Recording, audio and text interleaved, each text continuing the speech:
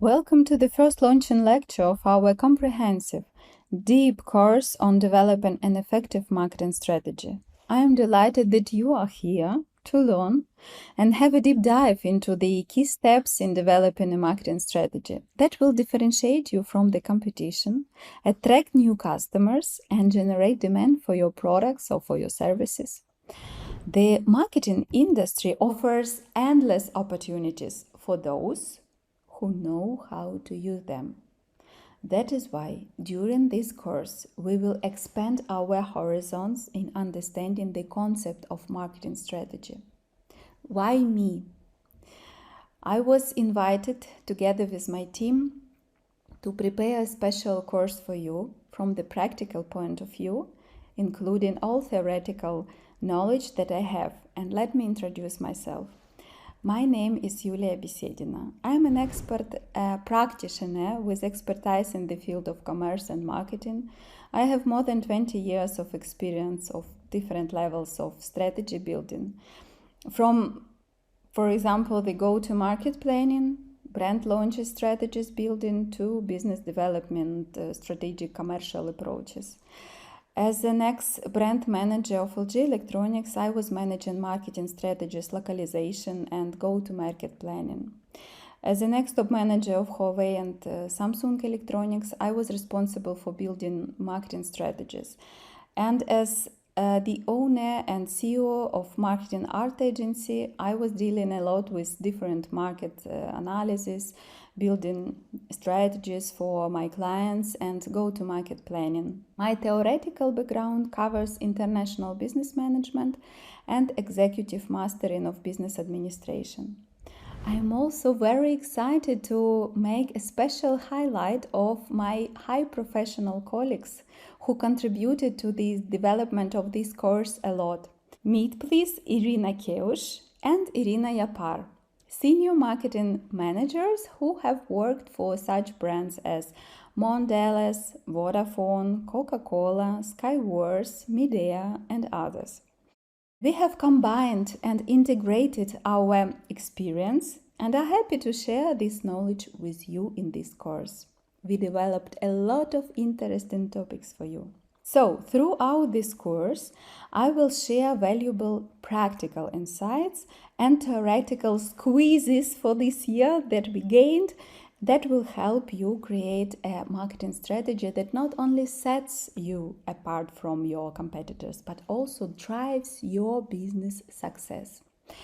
We will delve into various aspects of developing an effective marketing strategies, including what is a marketing strategy and its main types, how to analyze the target market and competitors, how to understand your market positioning and growth opportunities, how to identify and analyze the target audience, understand its needs and behavior, how to determine brand uniqueness based on positioning, what is a marketing mix and what are the approaches to its development, types of marketing communication channels, how to choose them and what is the role of the omni-channel approach, understanding budgeting and measuring the results of marketing activities.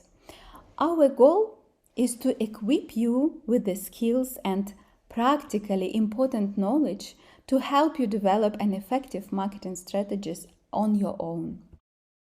And I will guide you through practical steps, providing tips and life hacks to make it possible. Whether you are a business owner, a marketing professional, or someone looking to enhance their marketing skills, this course is designed to meet your needs. Moreover, there are a lot of practical tasks and additional materials you can watch to boost your knowledge.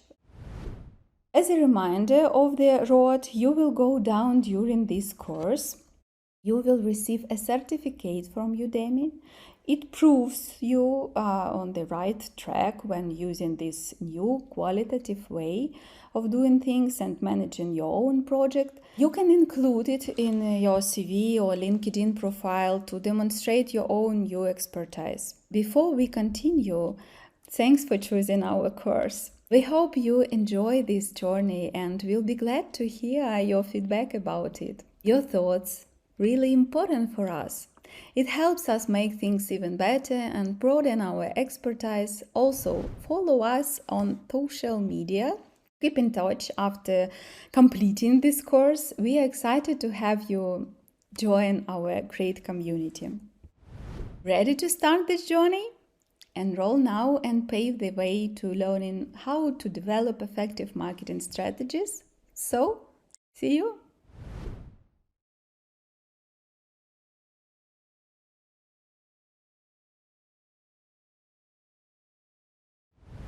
Hello to everyone who joined our course. I believe this journey will be exciting and useful, so let's get started. I have squeezed for you my 20 years experience out of this tema and ready to be your good friend and mentor around this topic. Definitely, you already have a certain amount of knowledge and personal experience, but to make sure that we are on the same page, I'm going to discuss with you such fundamental terms as marketing, marketing strategy, and marketing plan. It is very important to understand both the clear definition of these terms and how they are related to each other. The effectiveness of the approach to developing a marketing strategy will depend on this understanding. Let's do a little experiment. Pause this video. Yeah, you can pause this video. Write on a piece of paper or in your smartphone notes or just think about what marketing strategy, and what marketing plan are. Now you can stop. And moving forward, have you done it? Well, let's see if your opinion changes at the end of the lecture. So, marketing as a topic appeared in the United States in the first part of the 20th century. There are more than 2,000 different definitions around the world. I like the definition from Philip Kotler.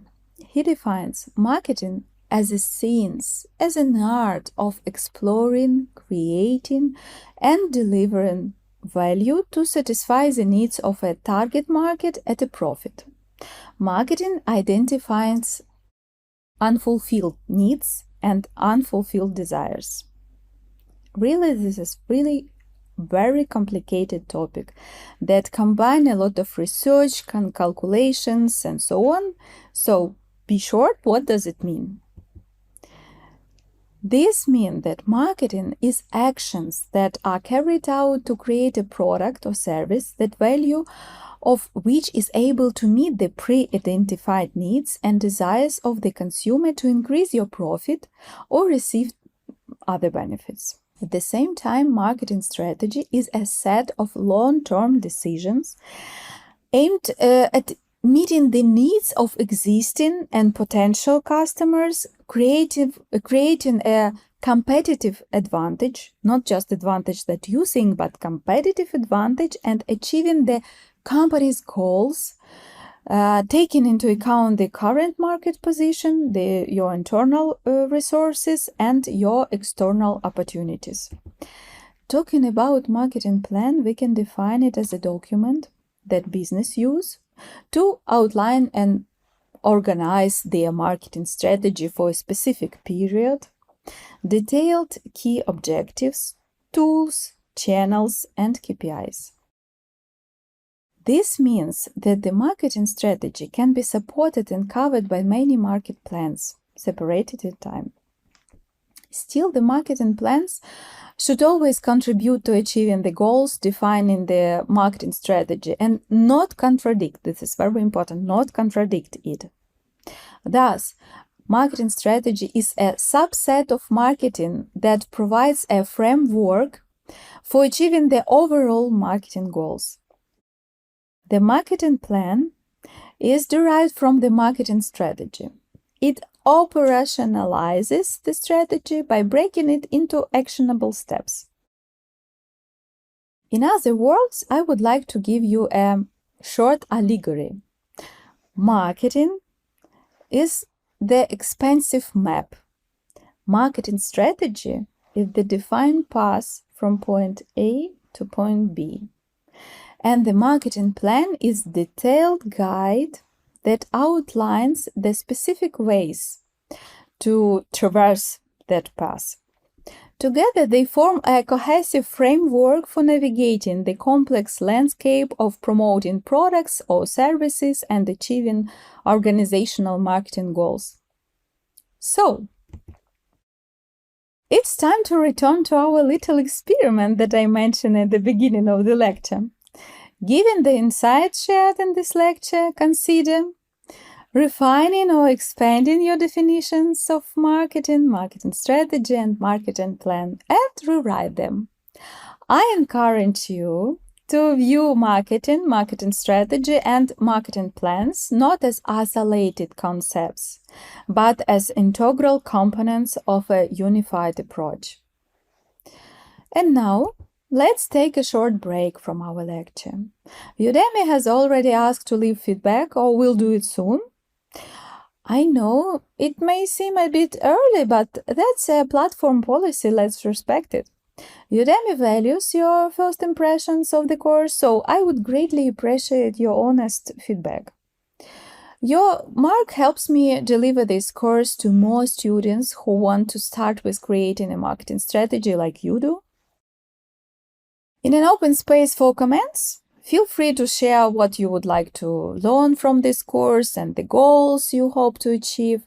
I will do my best to assist you in turning your wishes into reality.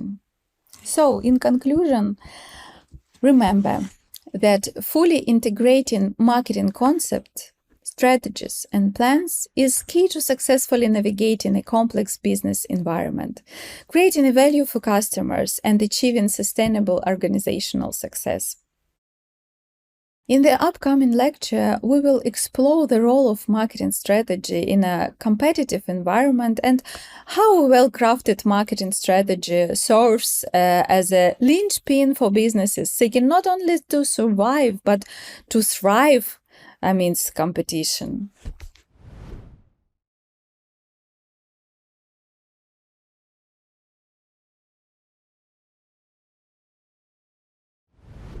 Good day, everyone. Today we continue to discuss the crucial role of marketing strategy, the artillery in the competitive battlefield, enabling companies to seize market share, retain customers, and outpace competitors.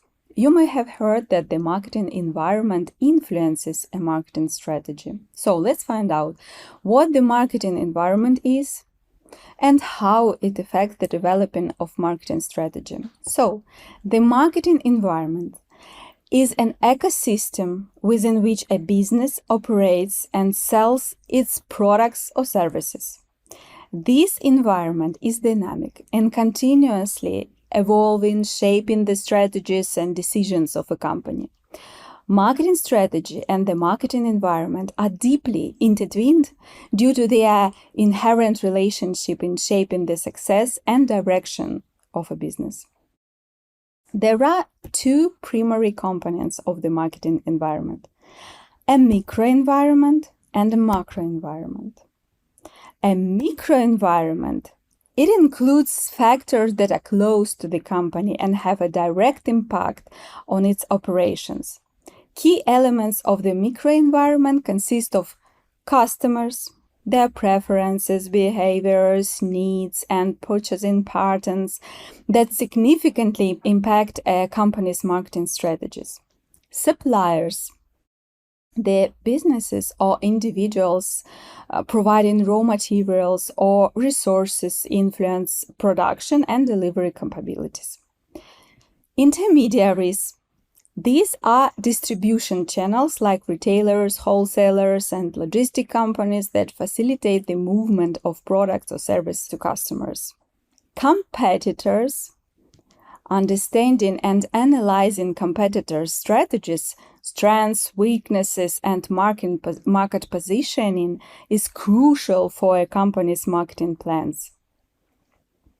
Last but not least, publics. This refers to various stakeholders, including media, government bodies, interest groups, and the general public whose perceptions and opinions can impact the company's reputation and operations. A macro environment, it comprises broader societal forces that affect the entire industry or market.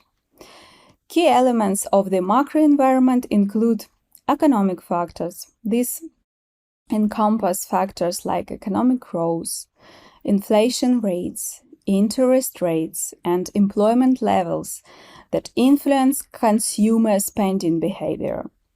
Technological factors. Rapid technological advancements impact product innovation, distribution channels, and communication strategies. Political and legal factors. Government policies, regulations, trade laws, and political stability can significantly affect business operations and marketing strategies. Social and cultural factors. Changing social norms, cultural values, demographics, and lifestyle trends impact consumer preferences and demand patterns. Last but not least, environmental factors. Growing concerns about sustainability, climate change, and environmental conservation are increasingly shaping consumer attitudes and affecting businesses' operations and strategies. Understanding and analyzing these factors within the marketing environment helps businesses anticipate changes, identify opportunities, mitigate risks, and adapt their marketing strategies to stay competitive and relevant in the market. In a sense, a robust marketing strategy is not developed in isolation, but is intricately linked to the understanding, analysis, and adaptation to the marketing environment. It's a continuous cycle of assessing, planning, implementing, and adapting strategies to thrive in the ever-changing business landscape. So, what factors of the marketing environment impact a company's competitiveness and marketing strategy development? Externally, the political climate, economic relations, competition intensity, resource allocation, technological powers, and regulatory framework are crucial. Each plays a pivotal role in shaping a company's competitive edge. Internally, it's about the system and methods of management, production processes, forecasting, and planning. An effective marketing strategist acknowledges these factors and aligns the company's objectives and actions to thrive amidst competitive forces within the ever-evolving market ecosystem. By comprehending these intricacies, a company can chart a course towards sustainable success. To better understand this topic, I have prepared a case study for you. Check out, please, the additional materials to find it. In our next lecture, we will talk about how to get more useful information from this course and learn effectively on the platform. Take care of yourself. See you.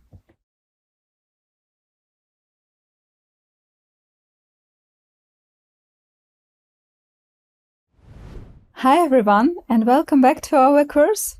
In this video, I will share with you some of my recommendations on how to use Udemy to make this course a quiet and exciting journey toward your new expertise in marketing strategy development. So now let's understand from where we are starting our learning process. This is the starting page of Udemy.com. Here, you will find your learning space. You are going directly to the learning space. Go to My Learning. And here you will be offered with those courses that you have chosen. For example, I'm starting from this one. After doing so, you will be redirected to a content page.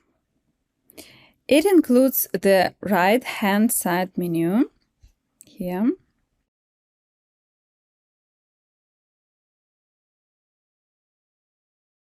Where you can find all overview of the course sections and lectures. Each video has its own checkbox. You can see it here. And this checkbox helps you watching more organized. By ticking on that, like here, you mark that videos that it was seen already from your side, and your progress appears in the pie chart in the upper right corner here. Under some course videos, you can find additional materials. It is stated here. To check them out, all you need to do is just to click on the resources button under the relevant videos, and you will see a list of useful items. Let's see, like here, or here, or here. Some of them are easily to be downloaded, for example, like this case. You see? When you press on them, they will start saving on your device. Or you can find the links that lead to services, guides, and blog articles to open in your browser. For example, like here, strategy template. I recommend that you take advantage of these additional materials because they will enhance your learning experience. Now, let's talk about playback speed. Playback speed determines how fast the course you are watching will play. So, you can find these settings on the bottom left of your course video near the play button here. Click on this button and tap the, for example, 0.75 playback speed option to slow down the video. If you want to have some lectures shown faster, adjust the speed to multiply 2. Though, if you have limited time or prefer learning at a faster rate, adjusting playback speed is useful for you. Some people prefer to read rather than listen. If you are in this category, captions or transcripts can be your best friends. You can find and you can turn on simply just clicking the double C icon at the bottom of the video. Here, captions, transcripts, for example, captions, and you will see the text. Switch in English, yeah, you can see the text of what the speaker is talking about below the video. If you want to use a transcript, press the next button, like for example, here. To use a transcript, you are pressing this button and you will see the text of the video instead of course content panel. Or you can hide both the transcript and course content panels by clicking on them one more time, like here, switching off. The next thing I will show you is the Q&A session. It is stated here. Some questions might already have been asked by other students, and you will see them sorted by popularity. This is one of the ways you can find out the answer. But if I ask something from you to share or there is nothing to your question, just click Ask a New Question below, here. Then choose the category that the question refers to, just for example, course content or something else. So course content and continue.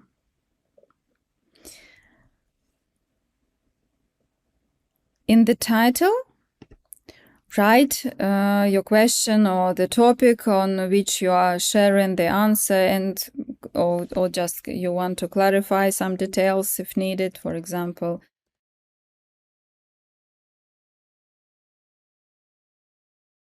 And publish. And the last Udemy trick we will talk about is setting up learning reminders for your calendar. To do that, you should go to Learning Tools and click the Schedule Learning Time here. Create the name for your reminder.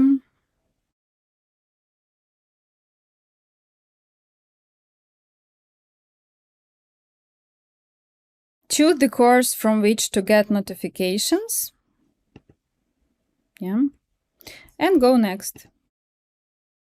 Select the frequency. I recommend studying daily or weekly. For more comprehensive results, let's choose weekly. and set up the day for learning, for example, by Fridays. After that, type in the duration of your study lesson. My advice to you is to study for at least 2 hours per week. If your schedule is too tight, you can also try studying for short periods like 20 minutes every day or more or less. Set up a time when you will start your learning. So, for example, 12 o'clock. And select when to get notifications about the study. So, for example, 30 minutes before the course start. If you know the estimation time for finishing the course, you can also add an end date. If you don't know this time, just skip this field and click Next. Choose the calendar to get the event, for example, Google Calendar. Log into your Google Calendar and then click Done. So that's it. Your notification is ready. To forecast how many sessions you need, I recommend you multiply the course duration at least 3 times, because you need the time for taking notes, short breaks, checking additional materials, and doing the tasks. But my course contains a lot of practical tasks that are important for you, so you might require even 4 times more video material duration, depending on your pace.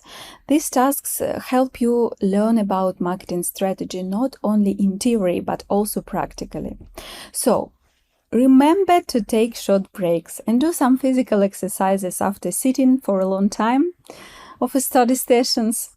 To better understand the material, you can imagine that you're explaining the topic to someone whom you know, and then retell the topic in words that are understandable to this person after watching this video.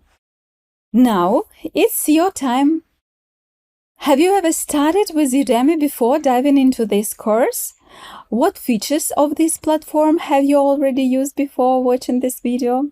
What tricks and life hacks do you have to boost your learning? We will be happy if you share your Udemy experience in our Q&A session. See you in the next video.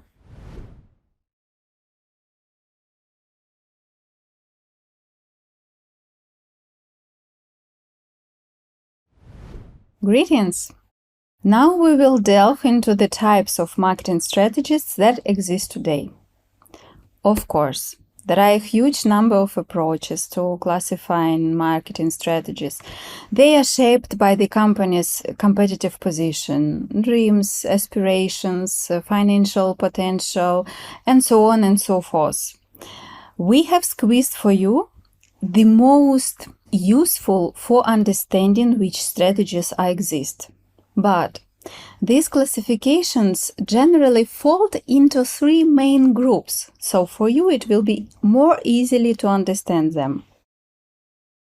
Basic marketing strategies, growth marketing strategies, and competitive marketing strategies. These types of marketing strategies are not limited to this, but we will focus on them in this course, for sure, in order to structurize all this knowledge in your brain. So, in this lecture, we will look at the first group of strategies mentioned and get acquainted with examples of companies that have successfully already implemented them. Those examples you know definitely, and it will be easily for you to understand. So, let's start. Basic marketing strategies. This group of strategies involves fundamental approaches to promoting and selling products or services. These strategies include elements like pricing, product placement, and promotion. Thus, basic marketing strategies are price leadership strategy, differentiating strategy, and concentrated strategy. The main idea of a price leadership strategy is the race for the best price in the market. Companies adopting this strategy aim to become the benchmark for pricing. leading the market by offering the most competitive prices. A classic example of a price leadership strategy is Walmart. Walmart has established itself as a leader in the retail industry by offering consistently low prices compared to its competitors. Their strategy revolves around leveraging their immense size and operational efficiency to negotiate lower prices from suppliers, thereby passing on these savings to customers and creating a barrier for competitors. Moving forward, the main idea of a differentiating strategy is creating a unique selling proposition that sets them apart from competitors. Very good example of this type is Dove. Dove gained widespread recognition for its Real Beauty campaign. This campaign aimed to challenge traditional beauty standards. The campaign featured women of various shapes, sizes, and ethnicities, promoting a more inclusive and realistic representation of beauty. This approach distinguished Dove from competitors that often relied on idealized images. Their focus on real beauty and empowerment set them apart, actually, establishing a strong emotional connection with their audience. So, the main idea of a concentrated strategy is focusing efforts on a specific niche market, catering exclusively to the needs of a particular segment rather than the broader market. An excellent example of a concentrated strategy in the fashion brand, Chanel. Chanel has strategically focused on a specific niche market, luxury, fashion, and beauty. They are targeting a selected audience seeking exclusivity, sophistication, and elegance. Instead of catering to the broader mass market, Chanel concentrates its efforts on a specific segment. They maintain a premium image and controlling its distribution. Chanel reinforces its position as a symbol of luxury and refinement. They allow the brand to thrive in a competitive market while commanding premium prices and unparalleled brand loyalty within its targeted demographic. So in this lecture, we have opened a gateway into the world of marketing strategies. Implementing these strategies required a deep understanding of market dynamics, consumer behavior, and adaptation to changing landscapes. I would like to highlight that astutely implemented marketing strategies can transform businesses, redefine industries, and create lasting impacts in the market. Marketing strategies are like a compass guiding businesses to find their way to success. Its point of destination. In the upcoming lecture, we will explore the second group of marketing strategies, growth marketing strategies. I'm looking forward to seeing you again.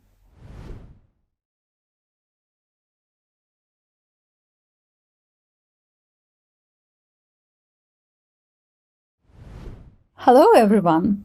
Today we continue to dive deeper into the understanding of marketing strategies and move on to a group of marketing strategies called growth marketing strategies. This group of strategies aim to expand a business's market presence, increase customer base, and boost overall growth.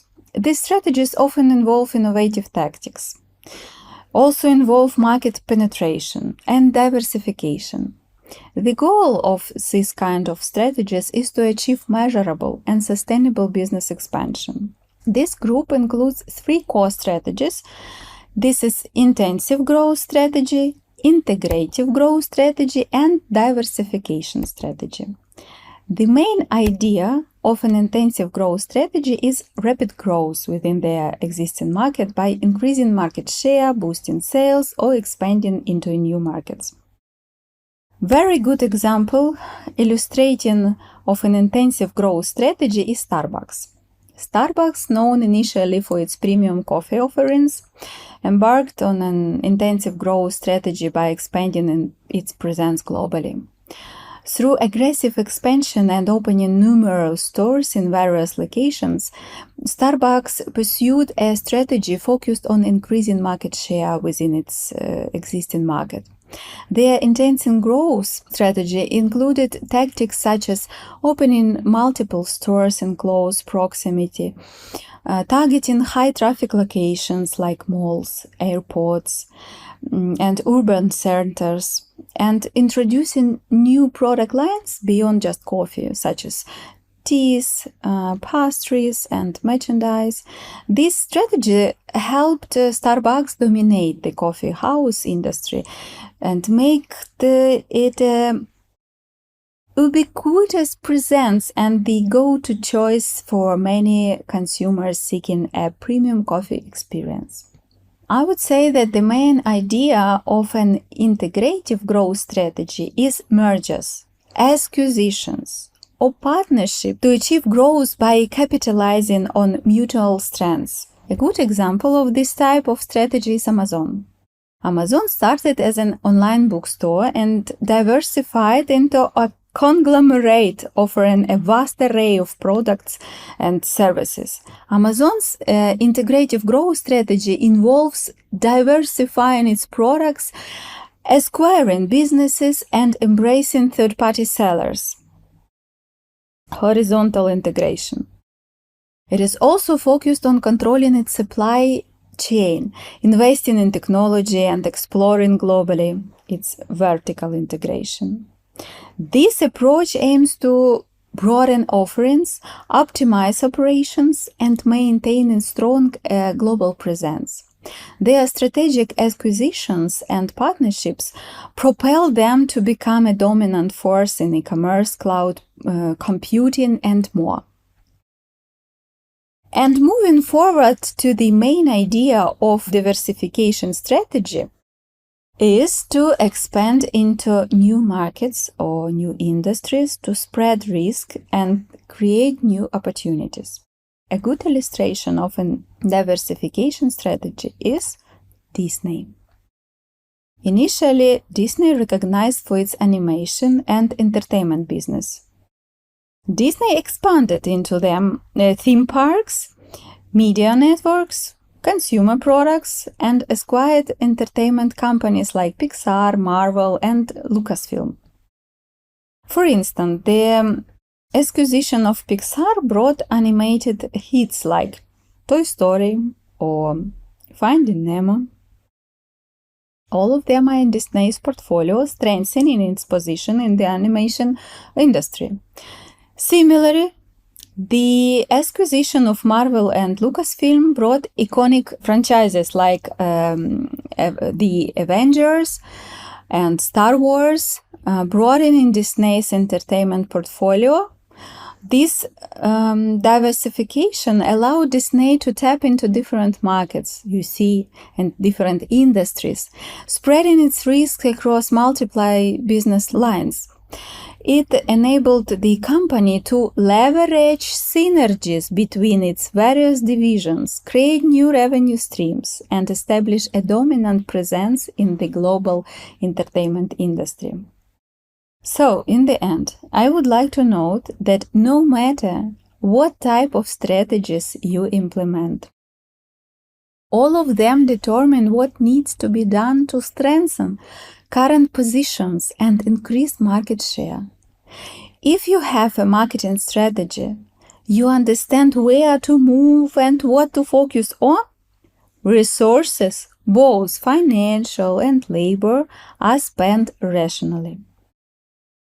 In the upcoming lecture, we will explore the third group of marketing strategies, competitive marketing strategies. I am looking forward to see you soon.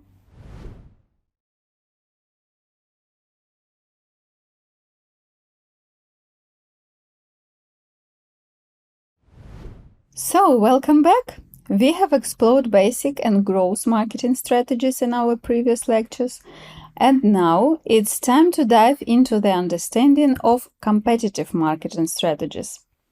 Let's get started. Competitive marketing strategies aim to position a business, product, or service effectively within its industry to gain a competitive edge. This involves analyzing and responding to the actions of competitors, emphasizing unique selling propositions, and differentiating the brands to stand out in the market. This group of marketing strategies includes market leader strategy, challenger strategy, market follower strategy, and niche strategy. The main idea of market leader strategy is a striving to maintain their dominance through innovation, aggressive marketing, and continuous improvement. A good example of this type of strategy is Tesla. Tesla revolutionized the automotive industry with its electric vehicles, challenging traditional market norms. Their innovation, brand image, and environmental focus propelled them to a market leadership position.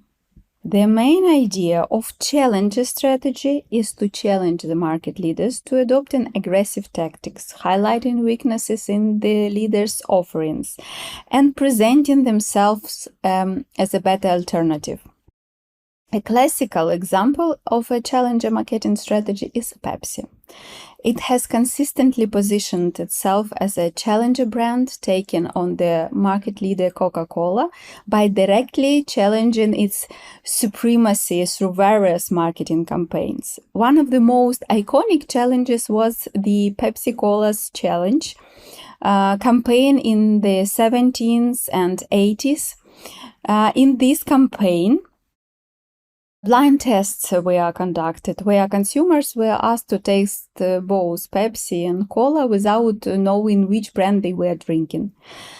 Surprisingly, many preferred the taste of Pepsi over cola in this blind test. The main idea of market follower strategy is observing market trends and emulating successful strategies without being innovators themselves. A very good example of a market follower strategy can be seen in Samsung's approach in the smartphones industry.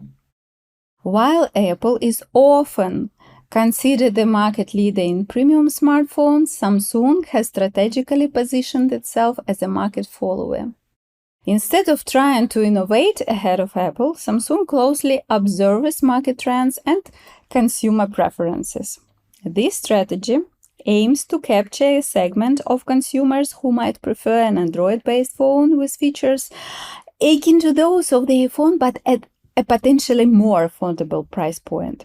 The main idea of niche strategy is to focus on a specific, often underserved segment of the market and tailor offerings exclusively for it. For example, Tom's Shoes has carved a unique niche for itself by implementing a distinctive business model known as one-for-one model. For every pair of shoes purchased, Tom donates a pair to a person who is in need. This niche strategy has allowed Tom's Shoes to differentiate itself in the footwear industry, attracting customers who prioritize social impact and ethical consumption. We have considered the main marketing strategies. Now, understanding the context of a business or marketing activities, you will intuitively be able to apply the acquired knowledge and understand which vector the company adheres to and what goals it sets. I emphasize once again, marketing is dynamic. It is changing and transforming. Though new strategies always appear and others are forgotten. The list of marketing strategies is not limited to the mentioned one. However, these ones are fundamental idea that any business follows in the marketing environment and reflected in the marketing strategies we have studied. To consolidate the information we learned, I suggest you take this small quiz after watching the video. It will take a few minutes, so let's join to this quiz. In the next lecture, we will explore how to build a marketing strategy step by step. So see you.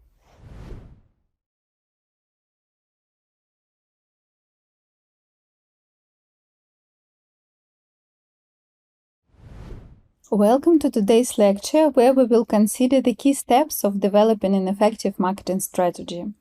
The first point of our journey is understanding that developing a successful marketing strategy requires a systematic approach encompassing a deep understanding of your target market, competition, and the unique value your product brings. In this lecture, we will unveil the step-by-step process of crafting and implementing a marketing strategy. Get ready to immerse yourself in the world of strategic marketing as we show how to build a compelling and results-driven marketing strategy. If you will ask me, is there a one-size-fits-all guide for marketing strategy development? Unfortunately, I will reply you, no. There is no single approach or approved guide for developing a marketing strategy, but you can understand the logic of developing a marketing strategy and the main steps you should take to create it.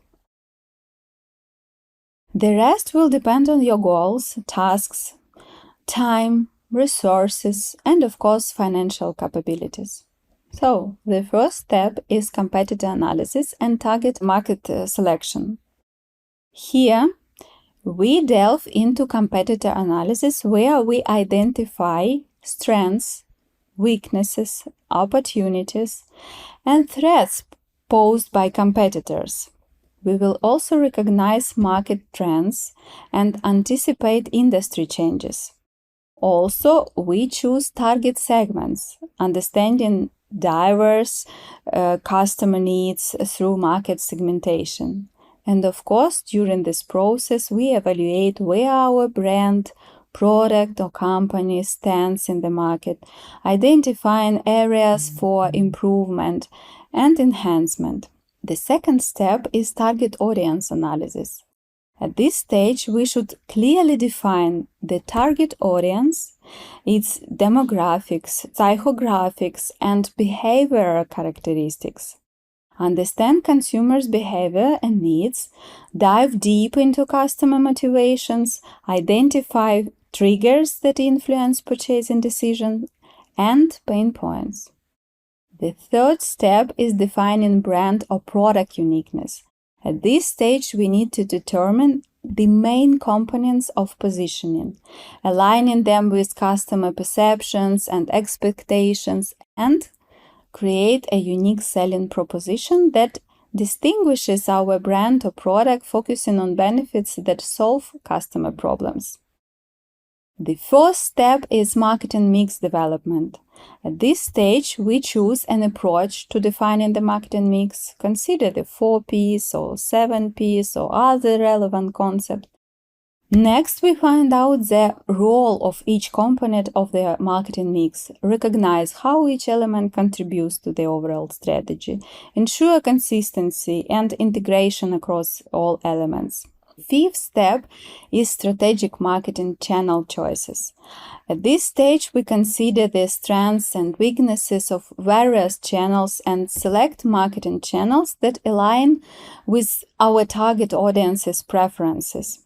Next, we develop omni-channel campaigns, integrate channels for a seamless customer experience, considering different touchpoints. The sixth step is budgeting, analyzing, and measuring results.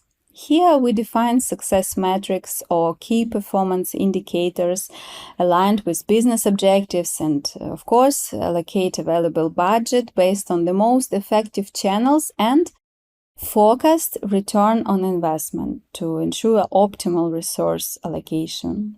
In conclusion, today's lecture, it's crucial to underscore that there is no one-size-fits-all guide for marketing strategy development. It's a creative process, a lot of researches and analyses. Remember, your marketing strategy's blueprint depends on your unique goals, tasks, time constraints, available resources, and financial capabilities. It's a personalized roadmap crafted to suit your specific needs and aspirations. However, the steps mentioned in this lecture will lay a solid foundation for developing an effective marketing strategy from your side. During this course, we will do some practical tasks to make this process as interesting and useful as possible. Before the next lecture, I suggest you choose a product which you are responsible for, or the product you would like to be responsible for, or service, or company, or brand, or the company that you are considering to create. Based on information about which you would like to lift the curtain on the marketing strategy development process. So, in the upcoming lectures, we will delve deeper into each of these crucial steps. If something is not clear to you or you have additional questions while watching the lessons, do not hesitate. Ask. We have Q&A section where you can ask, and we will be happy to help you. See you soon!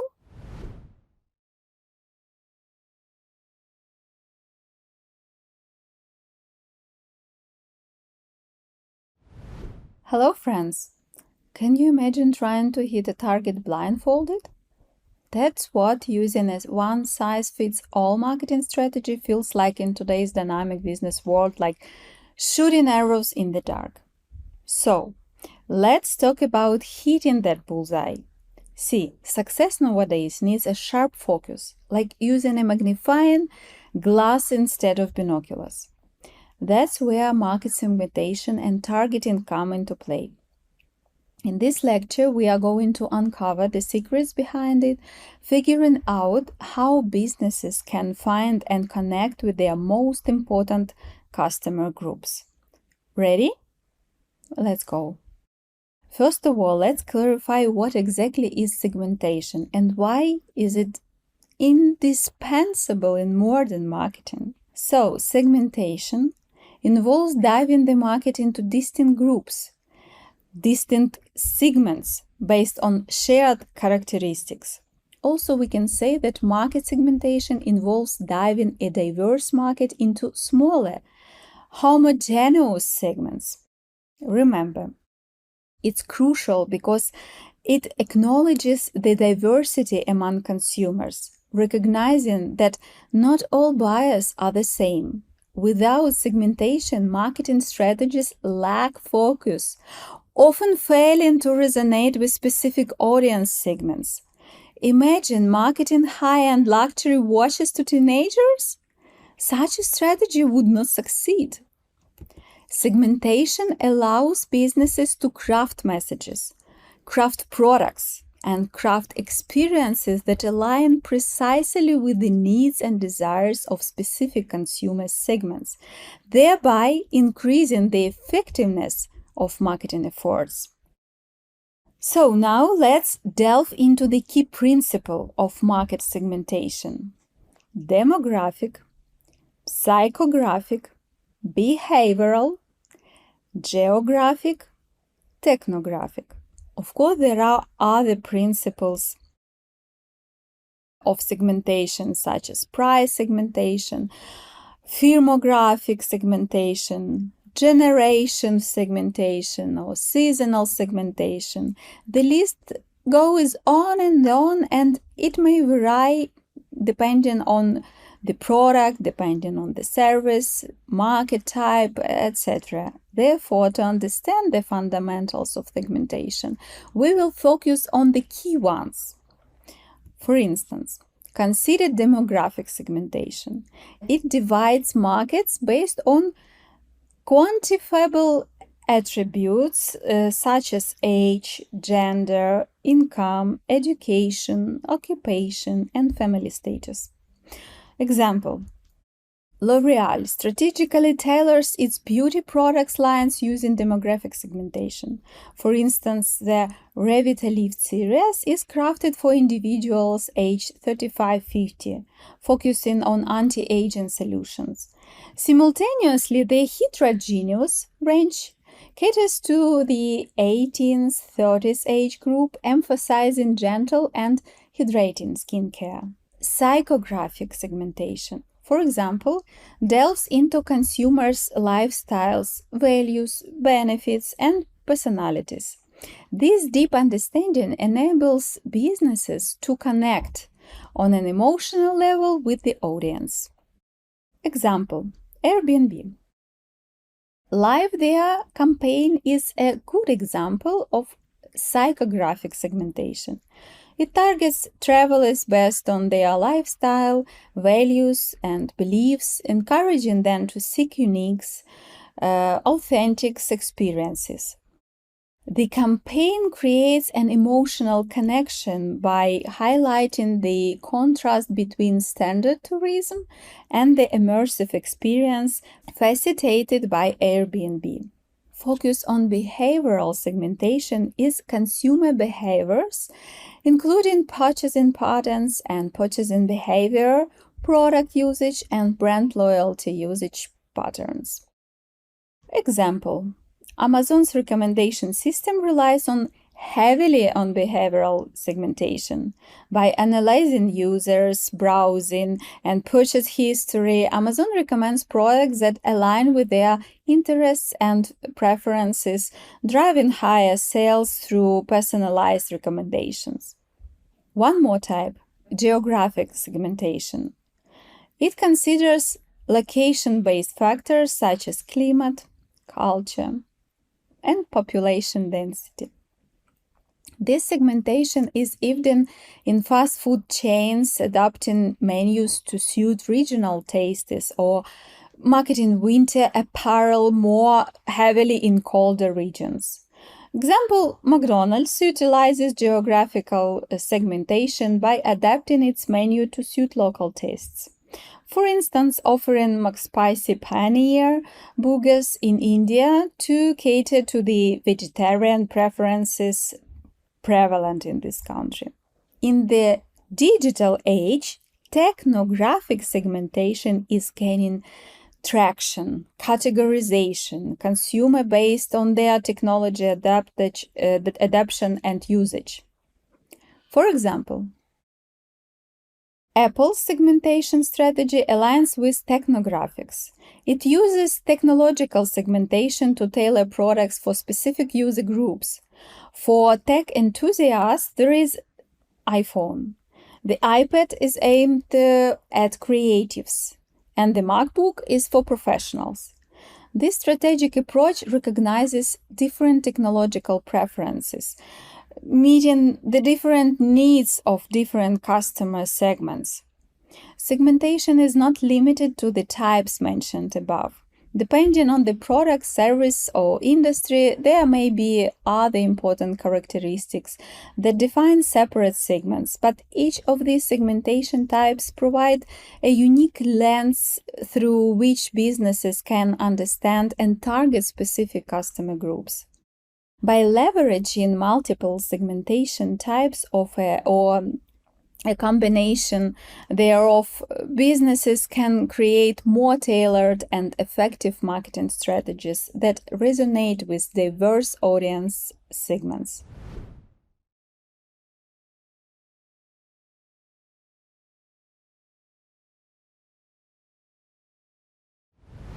Now we come to the issue of targeting, the next piece of the puzzle that determines which segments to prioritize. The primary aim of targeting is to focus your marketing efforts on segments that are most likely to respond positively to your offering, thereby maximizing the effectiveness of your marketing campaigns, optimizing resources allocation, and ultimately driving higher sales and customer satisfaction. Now I want to review the main stages that collectively form the foundation of a targeting strategy. Let's go. The first one is segmentation. As we already know, diving the market into smaller, more manageable groups based on various criteria like demographics, psychographics, behavior, geography, and so on. The next one is target market selection. Identifying and selecting the most relevant and profitable segments from the segmented market. This selection is based on factors such as segment size, growth potential, competitiveness, and compatibility with the company's offerings. And equally important component, positioning. Crafting a strategic positioning strategy that aligns the company's products or services with the needs and desires of the selected targeted segments. This involves developing a unique value proposition and differentiation strategy to resonate with the chosen audience. The next one in the list is personalization and customization. Creating tailored marketing measures, product features, pricing, and distribution channels that cater specifically to the identified target segments. Personalization aims to enhance customer engagement and increase the likelihood of conversion. And the last one is continuous evaluation and adaptation. Remember, you should regularly analyze the performance of targeting strategies, gather feedback, adapt approaches based on market changes, consumer trends, competitive dynamics. Otherwise, how will you know if you are on the right track? To reinforce this topic, I have prepared a task for you. In the previous lecture, I asked you to choose a product or service that you would like to work with during this course. I hope you did it. Let's now segment the market for the product or service that you have chosen. You can find instructions and an example in the additional materials. Remember, understanding your audience, improving your approaches, and focusing your efforts based on segmentation. It is how you will achieve your goals. Ready for more insights?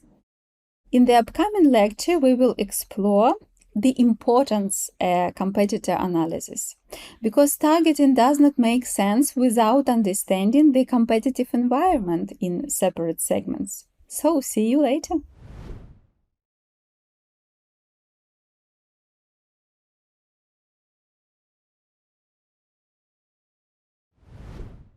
Welcome everyone. Today we are delving deep into the world of competitor analysis. So firstly, let's unreveal what competitor analysis truly means and why it's a game changer. Trust me, it's not merely about recognizing our rivals. It's about dissecting their strategies, decoding their strengths, and spotting their weaknesses. What will be our end goal? Our end goal will be in extracting insights to shape our strategic decisions and position our offerings more effectively than our competitors. Firstly, let's understand what types of competitors can be distinguished.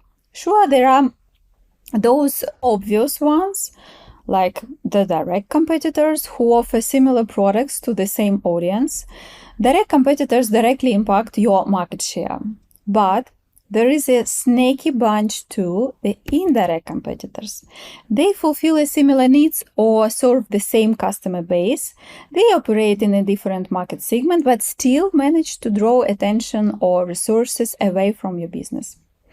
Understanding these competitors is essential, as they can indirectly impact customer choices and affect your market position. And don't forget about the potential competitors. They might not be on your radar yet, but they have got that potential to shake things up in the future.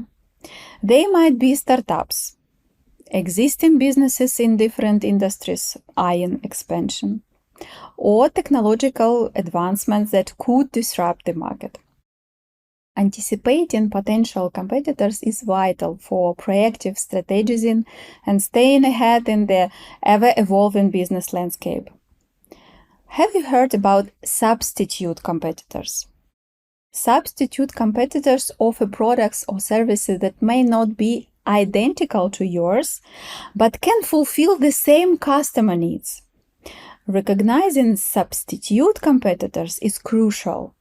They can impact your market share by providing viable alternatives to your products or services. Let's consider the types of mentioned competitors using as an example Netflix. We know Netflix is a streaming service that offers a wide variety of award-winning TV shows, movies, anime, documentaries, and so on. So its competitors are direct competitors: Amazon Prime Video, Disney, YouTube TV, Paramount Plus, HBO Max, Hulu, Showtime, Apple TV Plus, Sling TV, and others. Indirect competitors: television channels, cinemas, piracy, for example, some illegal streaming websites, and others. Potential competitors: it's DirecTV, Facebook Watch, TikTok, and Instagram. What will be substitute competitors for us? YouTube, Vimeo, Twitch, and others. Detailed analysis of these competitors can provide insights into the competitive landscape, key differentiations, and potential challenges posed by various competitors and substitutes in the streaming industry.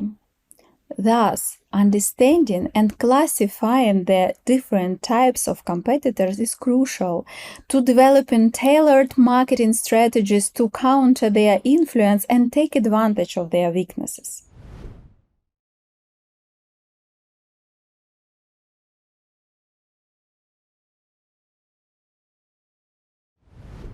Now that we know the types of possible competitors, the logical question will be: how can we identify and analyze them? Identifying competitors encompasses various methodologies, from traditional market research to cutting-edge technological tools. It's easy if you have enough financial resources and can auto-analyze. But what if you have limited financial resources and need to do the analysis by yourself? I suggest you start your review of the main competitors by conducting extensive market research. This method involves analyzing industry reports, trade publications, and databases. Be aware that most of the materials will be paid, but thanks to Google or another search engine, you will be able to find a lot of useful information for free. Useful tools could be for you Statista, Crunchbase, Google Trends. The next one is customer feedback and surveys. Gathering insight from customer feedback, surveys, and reviews to understand their experiences with competing products or with competing services. Customers often provide valuable information about competitors they engage with or consider. Use it. Very useful tools: Transpilot, UScan, Brand24, and BuzzSumo. The next method is competitor website and materials. Analyzing competitors' websites and marketing materials, product catalogs, press releases, and annual reports. This helps in understanding their offerings, pricing strategies, their marketing approaches, and recent developments. Useful tool for you will be SimilarWeb, SERPstat, C-Ranking, and Hrefs. One more useful method is social media analysis. Monitoring competitors' social media profiles, engagements, content strategies, and customers' interactions. Social media platforms offer insights into competitors' audience engagement, brand reputation, and marketing tactics. Useful tool for you will be Buffer, Trend Hero, Hootsuite, and Mentionlytics. In fact, there are many more methods for identifying and analyzing competitors. We have covered the main ones. Combining these tools and techniques enables businesses to identify and compile a comprehensive profile of the competitors. Profiling involves organizing and analyzing the collected data, which includes strengths, weaknesses, strategies, market positioning, and other relevant information. The depth and accuracy of this profiling informs strategic decision-making, allowing businesses to adapt and compete effectively with their market. And now, it's your turn. In additional materials, you can find some useful real examples of competitor analysis, templates, and a task for consolidating the received information. Just follow the instructions and you won't have any problems solving this task. Remember, understanding your competitors is not just a game of detective. It's about developing your own marketing strategies that can withstand the competition. Next time, we will jump into understanding your market positioning and why this understanding is vital for developing an effective marketing strategy. So, stay tuned and see you soon!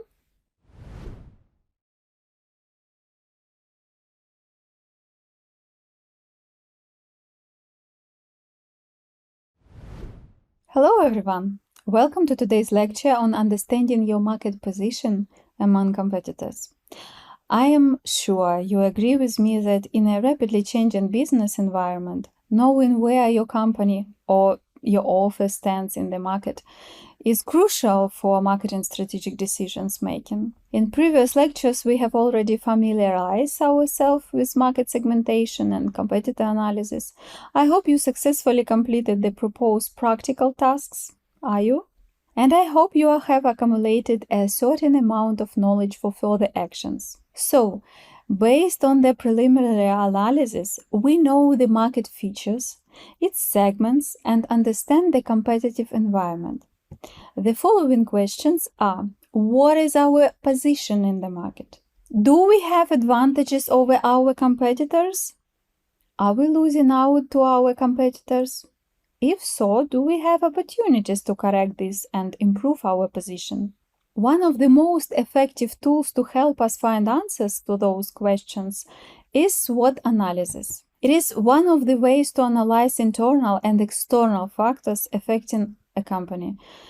That opportunities provide us a clear understanding of the current situation and indicates the direction of development. SWOT analysis consists of 4 components: strengths, weaknesses, opportunities, threats. Now let's break down each component and closely look one by one. Strengths. So, these are the internal factors that give a competitive edge to a competitor. It could be a broad brand presence, unique product features, strong financial resources, or excellent customer service. Weaknesses are internal factors that place you at a disadvantage compared to competitors. It could be an underdeveloped product line, poor customer service, or financial constraints. Recognizing weaknesses provides areas for improvement and potential vulnerability in the market. Opportunities are external factors that could positively impact a competitor's performance and market position. These could include emerging market trends, untapped market segments, changes in regulations, or shifts in consumer behavior. Identifying opportunities allows businesses to capitalize on favorable market conditions. Threats refer to external factors that could negatively impact a competitor's position in the market. It could be increased competition, economic downturns, changing consumer preferences, regulatory changes, or technological disruptions. Recognizing threats is crucial for developing contingency plans and proactive strategies to mitigate risks. The final stage of the SWOT analysis is SWOT matrix creation. It combines the SWOT components into the following groups. The first group is strengths opportunities.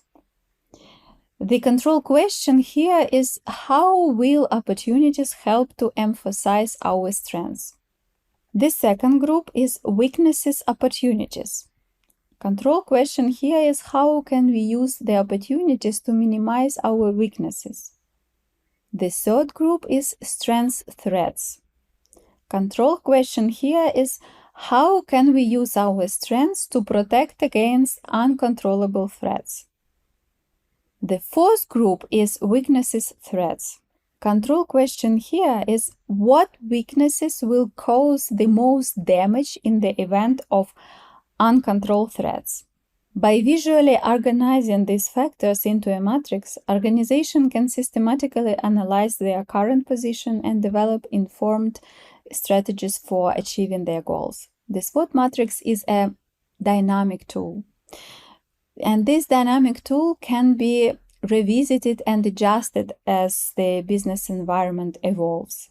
Let's look at an example of SWOT analysis. Company's background.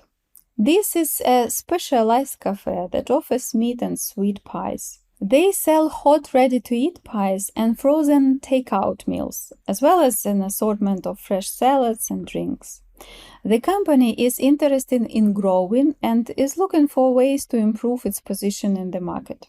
The SWOT analysis of this company may look like this. You can pause the video and read thoroughly. This is a simplified version of the SWOT analysis, a detailed version of it. SWOT matrix example and your home task you can find in the additional materials. So, remember, SWOT analysis is one of the fundamental tools for companies to understand themselves and their offerings, make strategic decisions, and help create sustainable competitive advantage. In the upcoming lecture, we will talk about the target audience and its role in the development of a marketing strategy. Thank you for joining this lecture today. I hope you have enjoyed, and let's see you next time.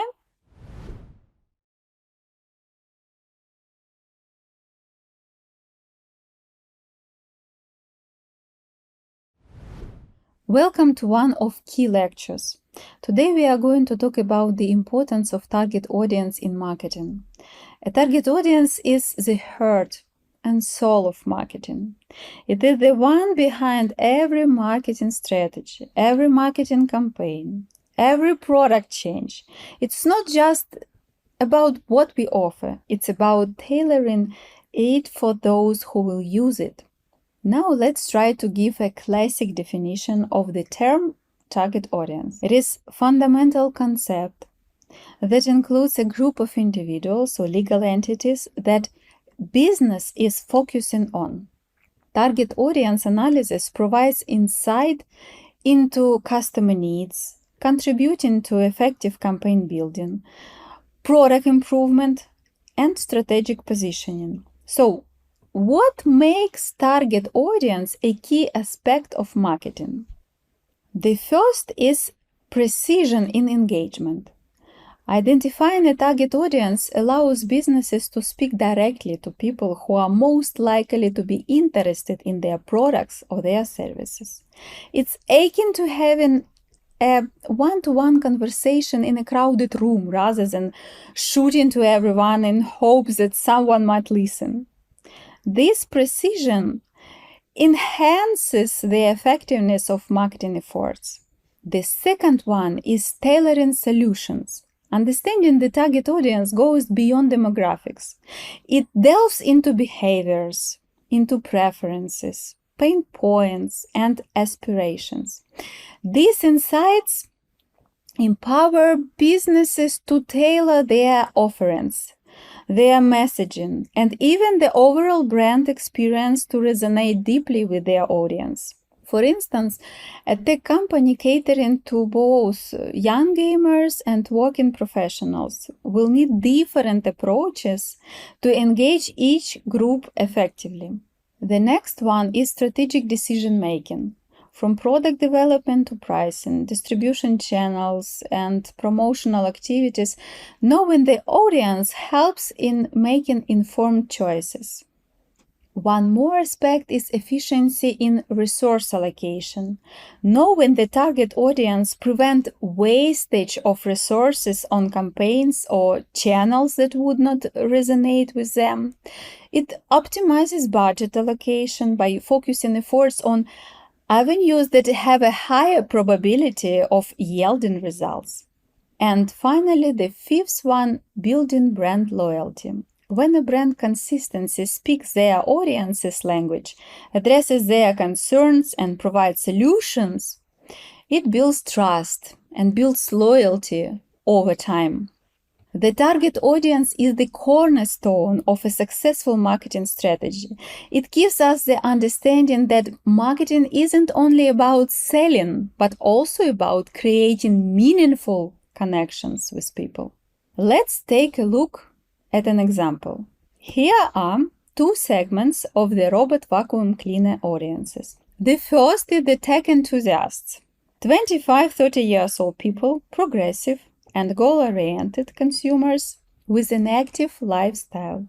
They are early adopters and embrace technology. Many have adapted devices to help keep their home in perfect shape, but also because they love the latest tech packed in their devices. The second is the family people. 30-50 years old people, more mature consumers. Family is the central to their lives. Their interests and engagement in technology is low. They are in control of their lives and their home environment. Cleaning is an important activity, but they can see the high value of technology in helping them to do it better.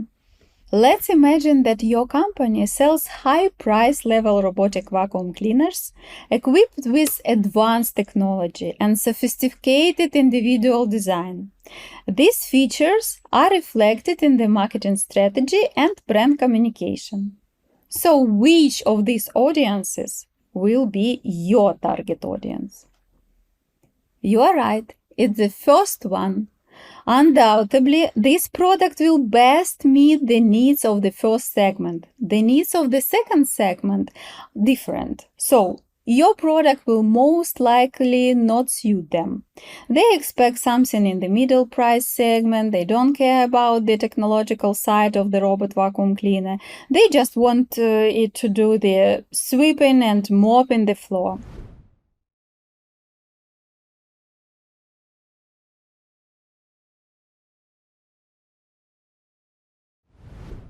Now let's look at the types of target audiences.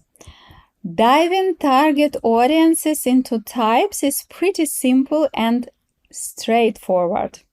First of all, there are primary and secondary target audiences. Primary audience, this as your core group.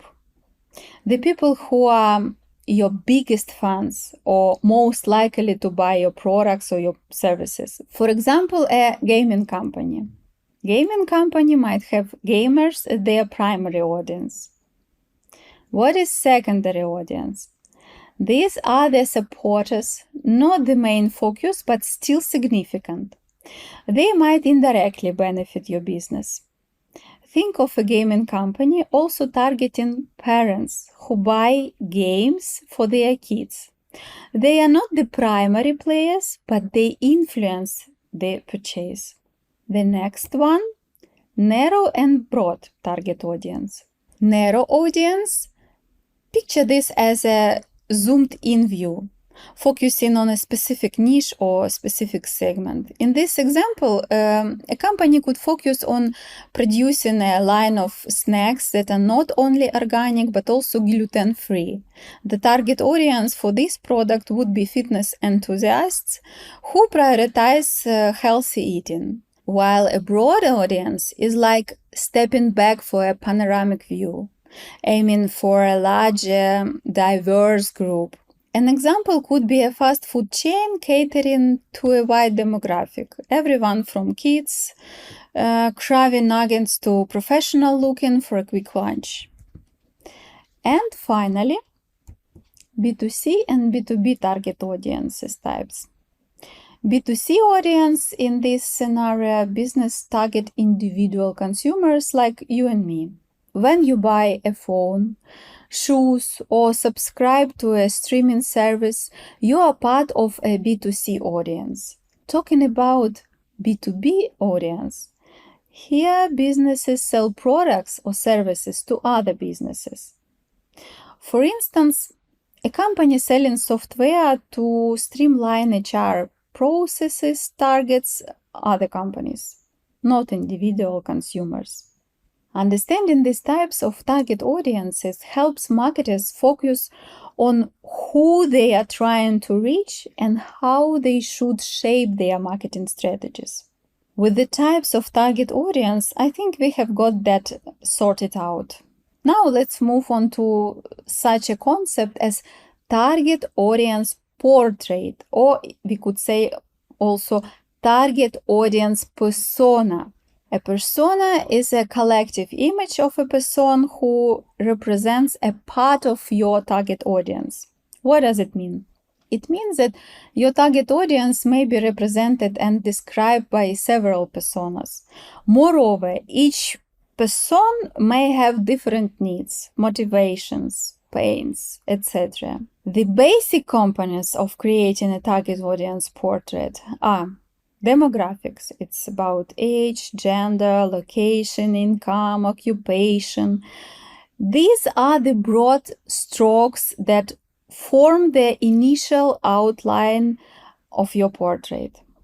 Psychographics, attitudes, values, interests, lifestyles.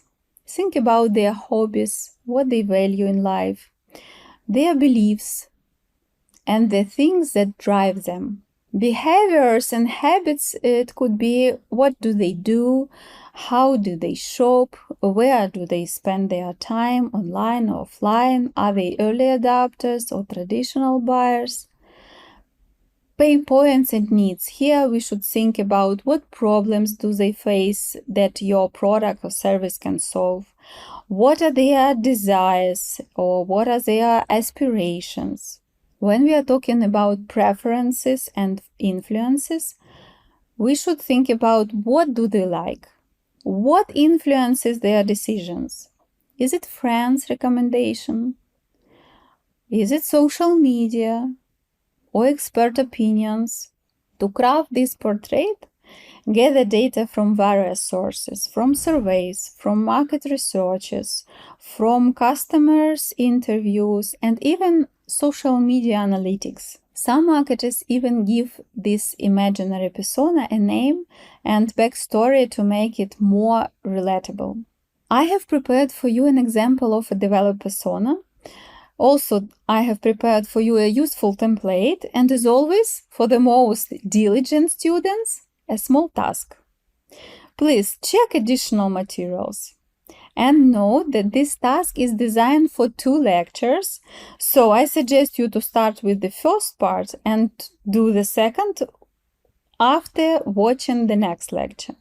Remember, the more detailed your target audience is defined, the better you understand your personas, the better you can tailor your marketing efforts to connect with real customers and meet their needs. So, in this lecture, we understood what a target audience is, why it is important, and how to create a target audience portrait or target audience persona. In the next lecture, we will talk about the ways of analyzing the target audience.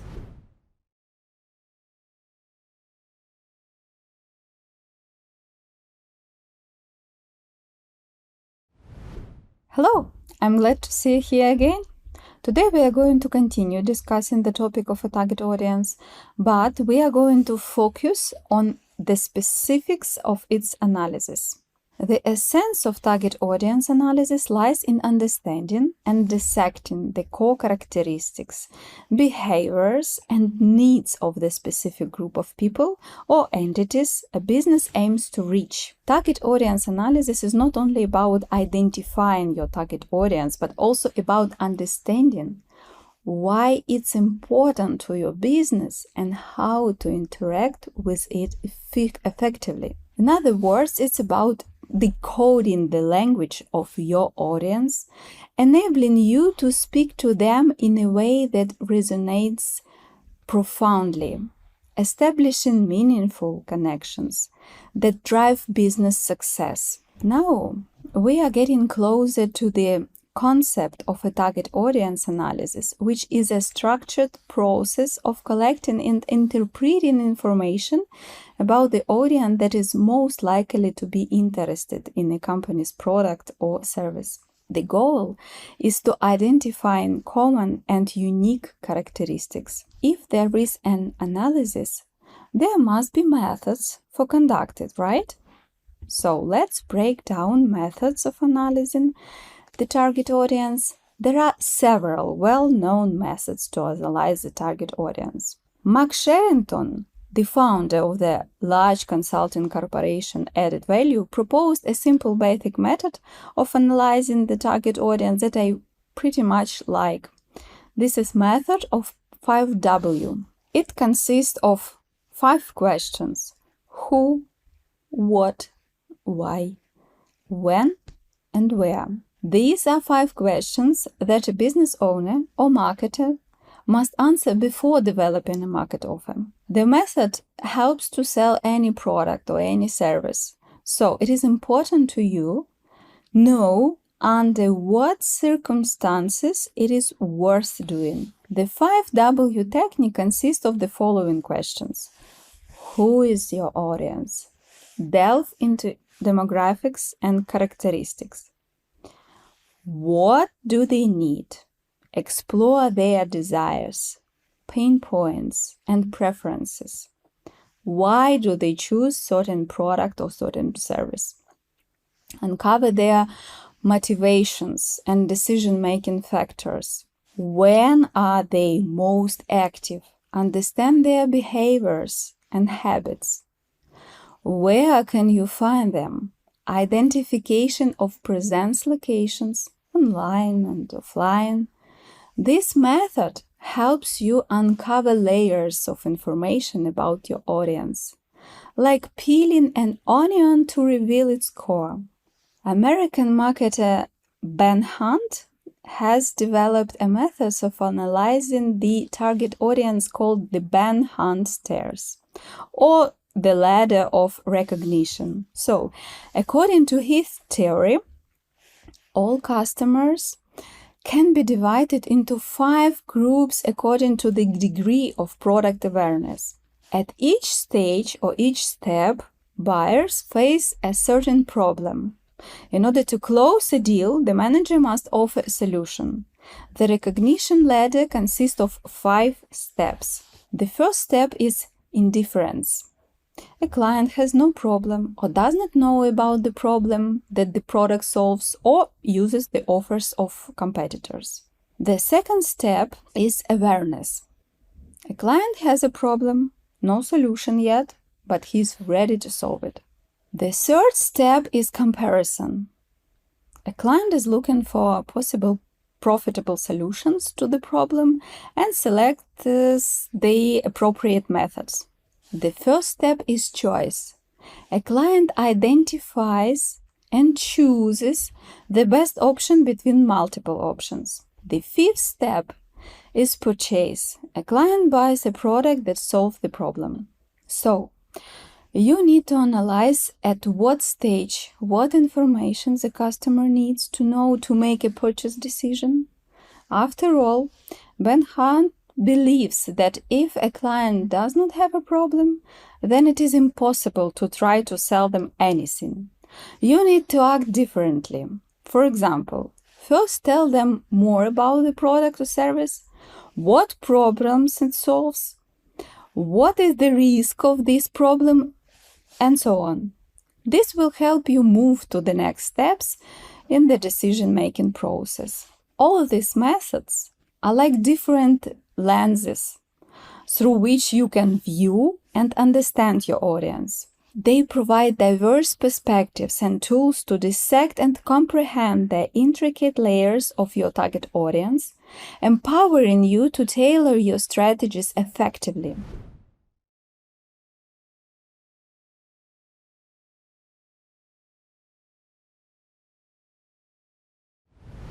Now it would be logical to ask yourself the right question. Where can we get data to analyze the target audience? There are various sources of data that collectively provide insights into understanding the target audience. Here's my comprehensive list. Online surveys, questionnaires, and polls, whether conducted independently or through platforms like SurveyMonkey or Google Forms, yield specific insights into audience preferences and options. Google Analytics track website visitors, their behavior, popular pages, and conversation paths. It provides insights into audience interests and preferences. Use internal analytics data, like CRM. Those customer relationship management systems store valuable information about customer interactions, about their purchasing history, about their preferences, and communication records. Use analytic tools on different social media platforms like Facebook, Twitter, Instagram, and LinkedIn offer analytics tools. These reveal audience demographics, engagement metrics, and sentiments expressed through comments and interactions. Ask for customer feedback. Feedback forms, reviews, and customer service interactions are gold mines of information. They provide direct insights into customer satisfaction, pain points, and suggestions for improvement. Conduct market research. Conducting surveys and interviews help gather primary data directly from the audience. It unveils preferences, behaviors, and opinions. Competitor analysis. Studying competitor strategies, customer base, and their interactions with the audience provide insights into market trends and audience behavior. Secondary research and reports. Assessing industry reports, academic publications, and government statistics provide broader market trends, consumer behaviors, and industry benchmarks. Purchase data, transactional data such as sales records, provides information on what products or services are popular among certain demographics. Behavioral data, tracking online behavior through cookies and website interactions, help understand browsing patterns, interests, and preferences. Focus groups, organizing discussions with small groups or representative audience members, facilitates in-depth qualitative insights into their thoughts and feelings. Ethnographic research, observing and immersing in the audience's environment to understand their daily lives, behaviors, and decision-making process. Remember, each of these sources offers a unique angle and depth of information. Combining them, you can create a comprehensive understanding of your target audience, enabling more effective strategies and campaigns. As always, don't forget to check out the additional materials. I hope you have completed the first part of the task that I have shared with you in the previous lesson, and you are ready to begin the second part of it, I'm sure.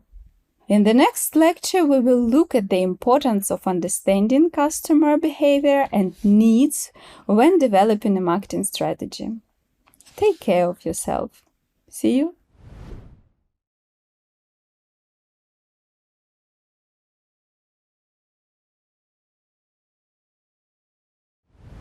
In the marketing research system, the study of consumer behavior plays an extremely important role. The primary goal of understanding consumer behavior is to decipher their needs and desires in order to satisfy them. This requires an in-depth analysis of existing consumer needs, close observation of trends, and a forward-looking view of potential needs.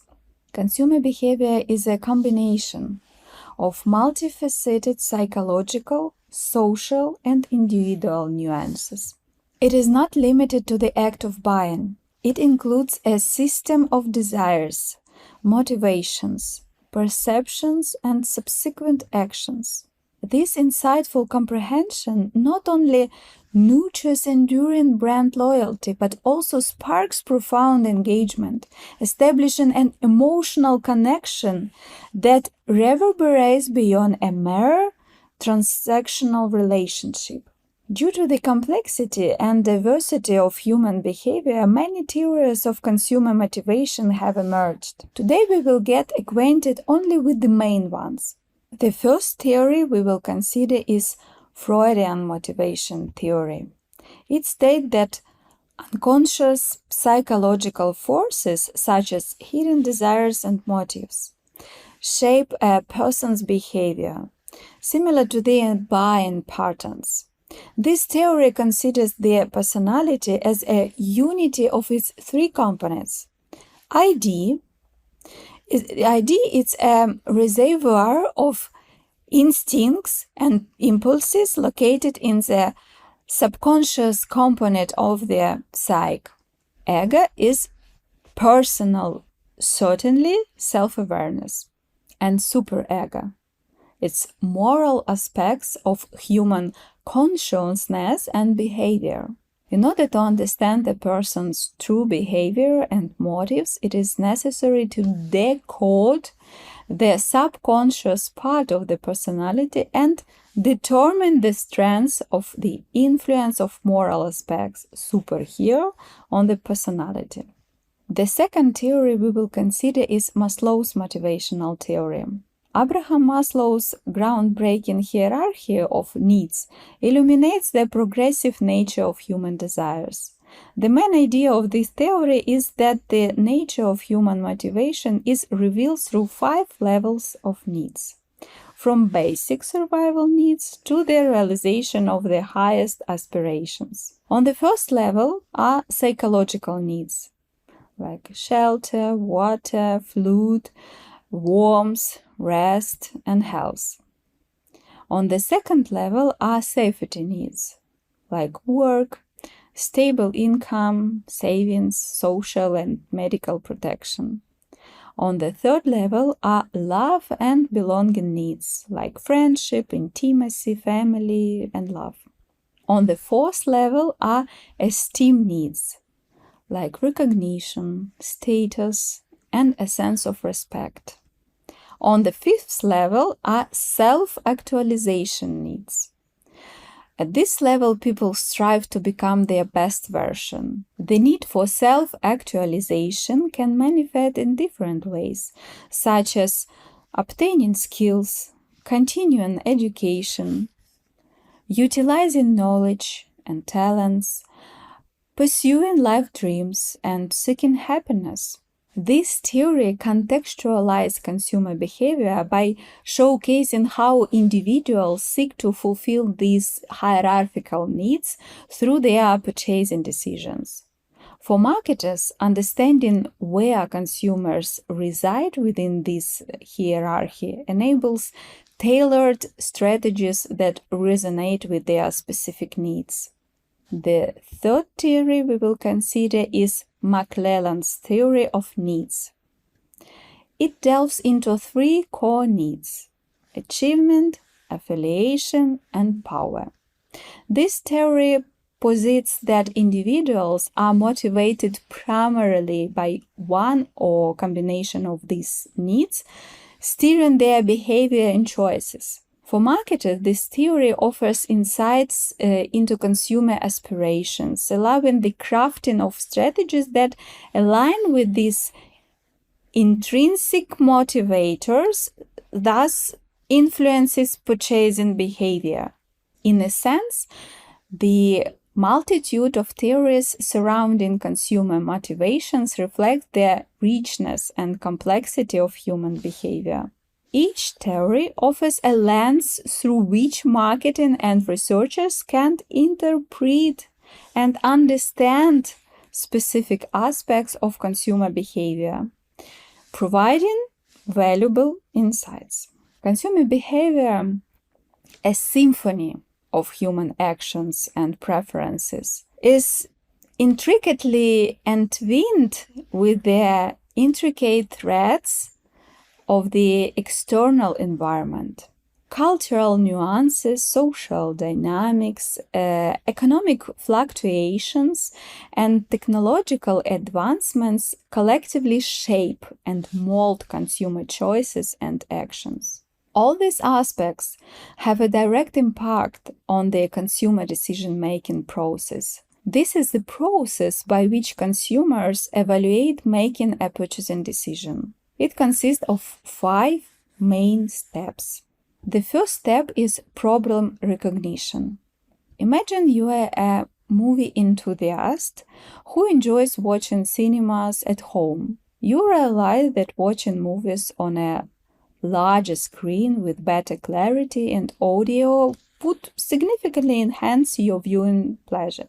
The problem recognition stage begins when you acknowledge the need for a film projector to create a home theater setup. The second step is information search. You start researching film projectors online and offline. You read reviews on tech websites, explore customer feedback on e-commerce platforms, and visit online stores to see projectors in action. Additionally, you might seek recommendations from friends or online forums dedicated to home entertainment systems. The third step is evaluation of alternatives. Armed with information, you compare different models or film projectors. Factors like resolution, brightness, contrast ratio, lamp life, and connectivity options become crucial. You may also consider brand reputation and after-sales service. This stage involves weighing the pros and cons of various options available in the market. The fourth step is purchase decision.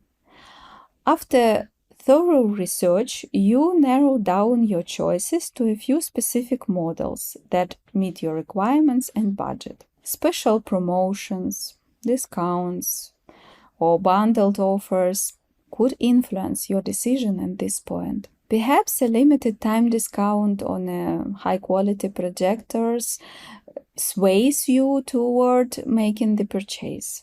The fifth step is post-purchase evaluation. Once you have the film projector at home, you evaluate your decision based on the actual user experience.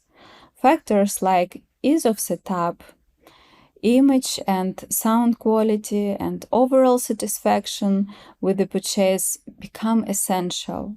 Positive post-purchase experiences may lead to brand loyalty and recommendations to friends or online communities. Understanding the consumer decision-making process is not possible without understanding your target audience. Looking at this example, we can see the main factors that have a decisive influence on the purchase, like cultural factors.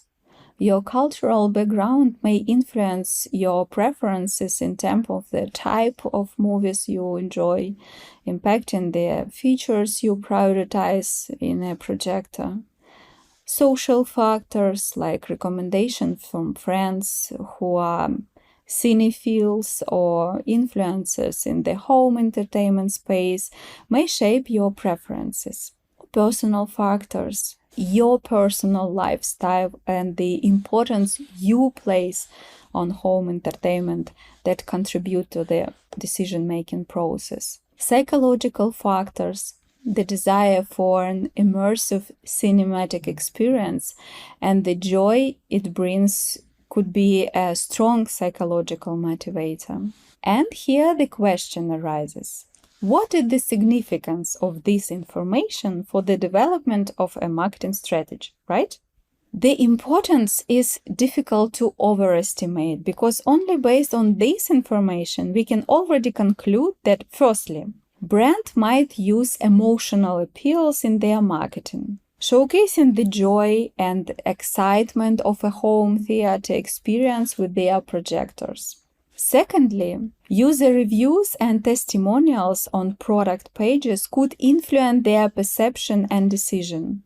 Therefore, brands should attach importance to it. And thirdly, Promotions such as discounts, extended warranties, or bundled packages may sway their final choice.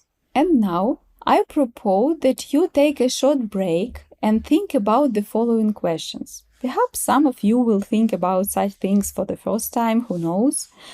What do you think are the factors that most influence your personal choice of a product or service? Have you ever had to change your choices based on your mood or context?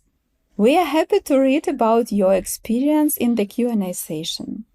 Remember, understanding consumer behavior isn't just a race to increase sales. It's a journey to making meaningful connections and creating unique experiences that resonate deeply with people. It hasn't been easy, but I can confidently say that you now have a better understanding of your target audience and customer needs. In the next section of the course, Defining Brand Uniquenesses, we will dive deeper into understanding brand positioning and creating a unique product offering. See you next time.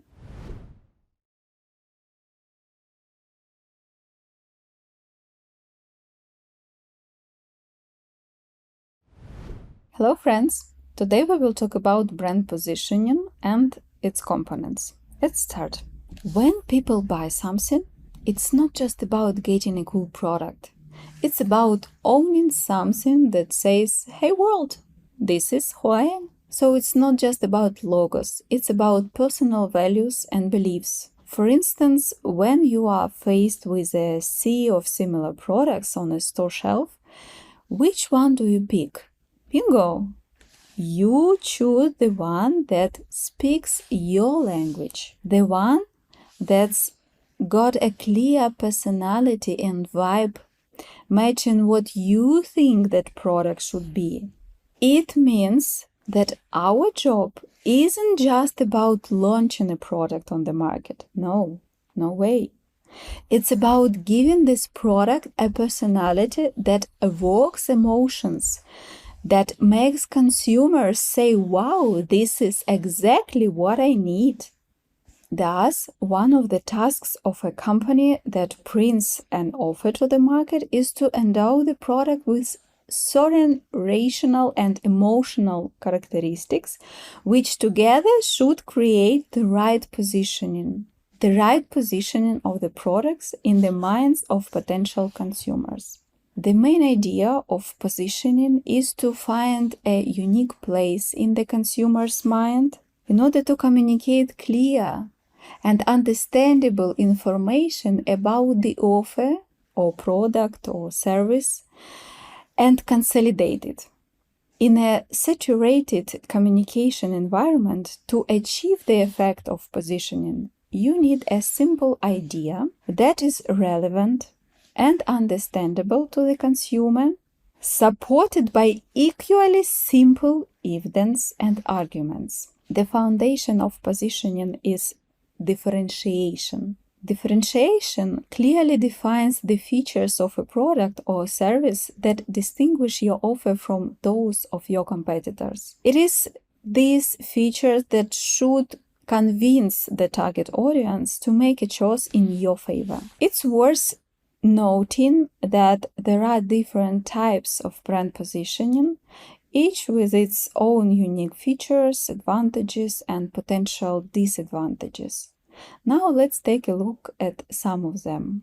The first one is value-based positioning.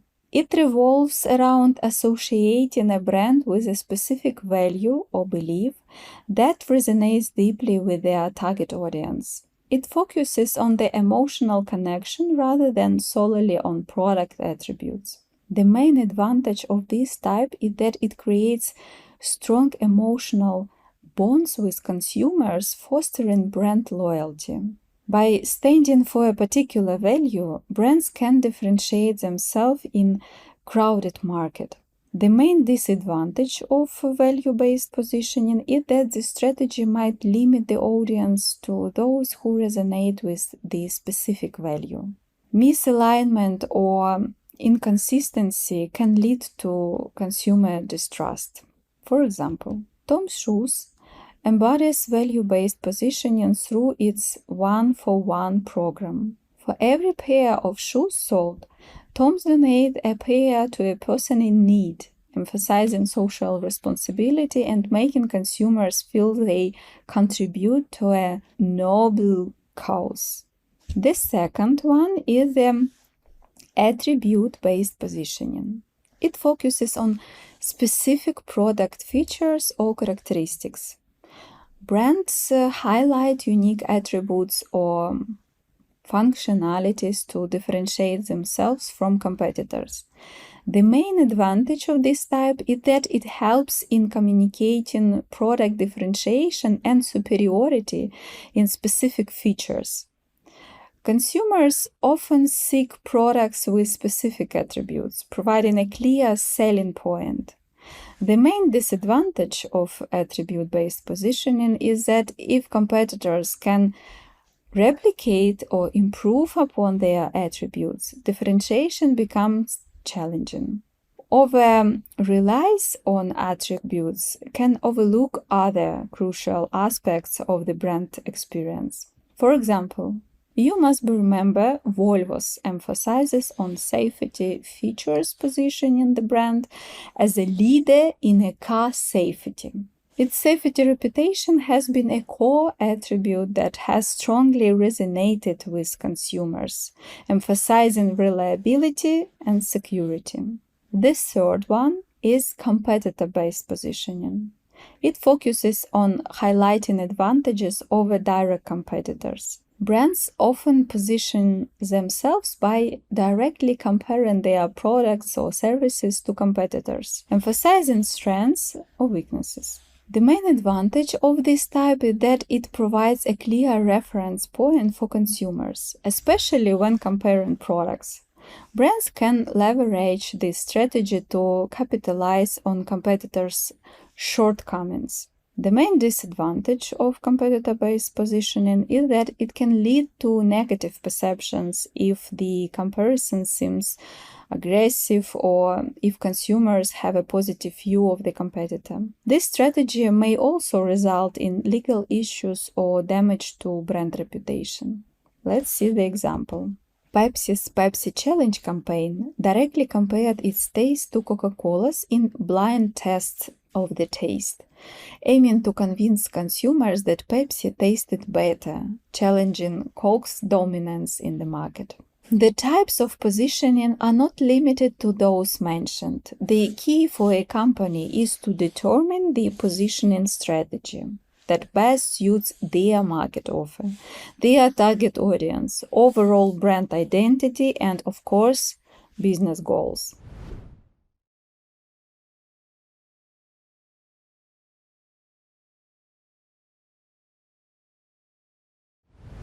Thus, developing a successful brand positioning strategy isn't just about guesswork. It's well thought out process that involves understanding your market, your unique strengths, and what your audience desires.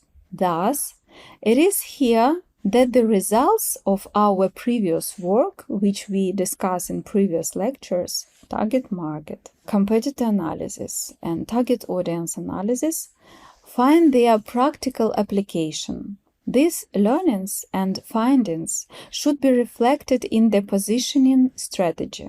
And this positioning strategy should include the following components. Market category. This means defining the category of goods or services with which your company or brand should be associated. Target audience. Identification of target markets and target consumers. Differentiation. Identifying the main differences and advantages of your offer. Explore competitors' positioning strategies to identify gaps and opportunities. Unique selling points, USPs. Formulate a clear message for the target audience and demonstrate facts that confirm the uniqueness of your offer. Are you faster? Or maybe are you cheaper or offering something entirely different? Focus on what sets you apart and value to your customers' lives. And the fifth, brand personality and identity. Identity attributes that create emotional appeal and connection with consumers. Develop visual elements such as logos, colors, and slogans. What does it mean in practice? For instance, let's say you are launching a new skincare brand. Your market research might reveal that your target audience desires eco-friendly products that cater to sensitive skin.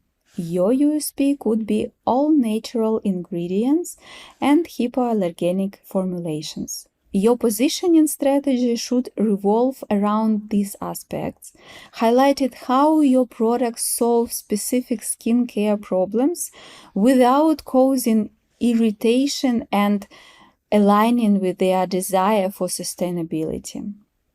And as always, in additional materials, you can find a task for consolidating their received information. Just follow the instructions, please. In conclusion of our lecture, I would like to say that positioning not only shapes consumer perceptions, but also serves as cornerstone for a brand's enduring presence in the market. In the upcoming lecture, we will delve deeper into the topic of creating a unique selling proposition. Get ready for invaluable insights that will help you develop an effective marketing strategy. See you at the next session.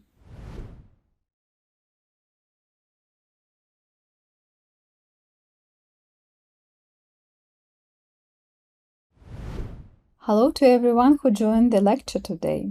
In this lecture, we will discuss the strategic importance of creating a clear and unique brand proposition that resonates with the essence of consumer behavior and perception.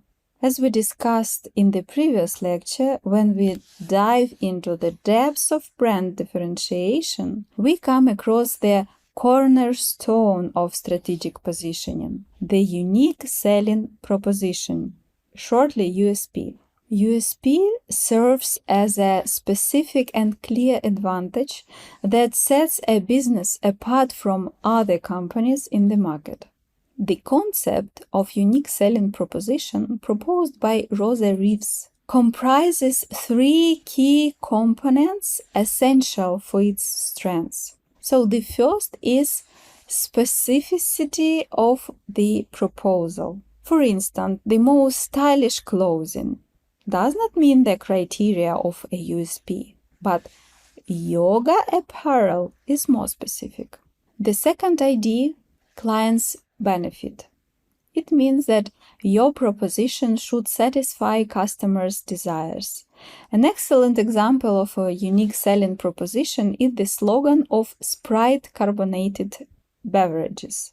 Obey your thirst. This proposition is memorable to customers and helps them understand which needs is being satisfied. A carbonated drink refreshes in hot weather. The third is uniqueness. It demonstrates that there is no similar product available from other companies. In my opinion, today this component can be considered the most difficult to implement. Regardless of the offer, the market is overcrowded. So it's really difficult to find something unique and at the same time relevant to the consumer. However, in all industries and markets, finding a compelling USP remains a key challenge in the fight for competitive advantage and customer loyalty. Show the benefit, solve the problem, make the best offer, do the impossible, or just jump over your head. This is how the market works today. So, when thinking about the essence of USP, many of us face a common problem. Our products are strikingly similar to others on the market. In such cases, developing a distinctive idea becomes a challenge.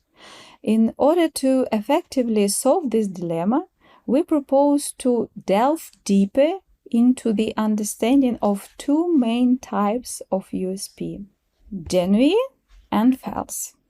A genuine USP stands to highlight what your competitors lack of or what your brand pioneered. For instance, back in the 50s, Dove cream soap was launched, which was twice as expensive as similar products. However, the idea of adding hand cream to the soap and the USP, Dove is better because it doesn't dry like soap, made it possible to achieve a good result. A false USP invents or exaggerates the benefits. It often emerges when a product or service lacks outright unique characteristics. For example, the world-famous Levi's brand in 2021 has transformed its USP and launched an advertising campaign by Better, Wear Longer. With its help, the brand draws attention to the serious problem of increasing global clothing consumption. The company encourages people to buy fewer, better quality clothes to wear them longer. So, how to develop USP? If it seems complicated to you, don't start reinventing the wheel. Start with the formulas that have been developed earlier. Here are some of them. Product plus its main advantages means comfort for consumers. Product plus need means product solution. Product plus its exceptional features, uniqueness in the market.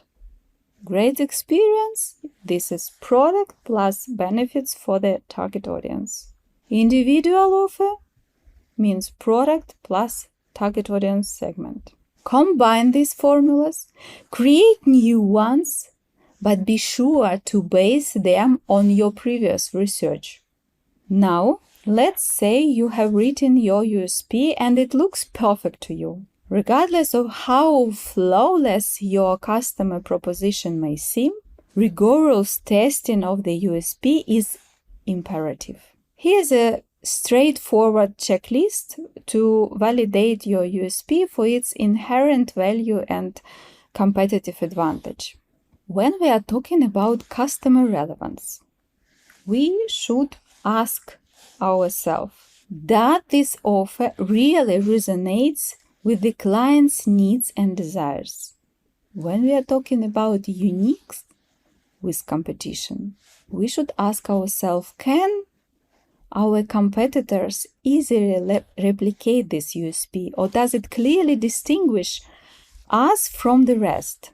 When we are talking about credibility and authenticity, we should ask ourselves, is our USP truthful and believable, instilling confidence in our audience? When we are talking about conciseness, we should ask ourselves, can the USP be formulated in a concise phrase, ideally with thick words? When we are talking about characteristics, advantages, and benefits, we should ask ourselves, does our USP follow the formula of presenting characteristics, advantages, and tangible benefits? When we are talking about measurability and realism, we should ask ourselves, have we made a promise that's easily measurable? Is the claimed figure realistic and achievable in practice? Assessing your USP against these criteria ensures its alignment with the customer needs, its uniqueness in the market landscape, and its credibility in captivating and retaining audience attention. Please don't forget to check out the additional materials. Something is interesting there. To summarize the lecture, I would like to emphasize that a unique selling proposition goes beyond a simple marketing slogan. It encompasses values, needs and solution, forming a strong and influential identifier for your offer in the minds of consumers. In the upcoming lecture, we delve into defining the marketing mix and comprehending the significance of each element within the marketing strategy. See you next time and take care.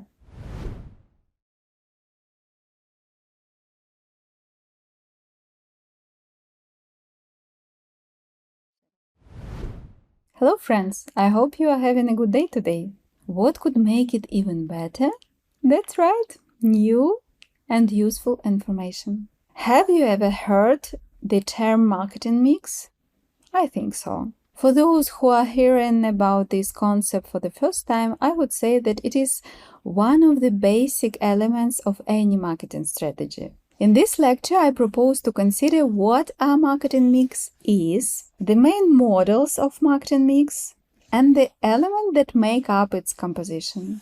The essence of the marketing mix concept lies in its role as a tool that contains a combination of strategic and tactical actions used to promote goods or services in the market, which together affect the implementation of the company's marketing and business strategy. The marketing mix is simple and universal in use. That can be useful by anyone, even by those who are not marketing specialists. These are several types of marketing mix models. They differ in the set of components that a company uses to achieve its marketing goals. Classic. Basic model. Let's start with the basic model. For instance, when we think of a company like Nike, it's not just about their sneakers product, but also their pricing, where their stores are located, place, and their promotions like Black Friday campaigns, promotion. So, according to the classical concept, the successful development of a marketing mix requires a company to focus on what it produces, its pricing strategy, the distribution channels, and the promotion methods it uses to sell its products. Thus, the model is called 4P because its key components are product, price, place, and promotion. Extended models of the marketing mix 5P, 6P, 7P. However, the classical model does not take into account the human factor, which is key. Without this component, the realization of any of the above, be in product, price, place, or promotion, becomes unattainable. Therefore, in the late 90s, the 4P model was supplemented with another vital component, people. Thus, the 4P model was transformed into a 5Ps model. This was logical and predictable as in today's business landscape, human resources management has become a top priority for organizations. Later, the marketing mix was supplemented with a sixth element, process, forming an updated model called 6Ps model.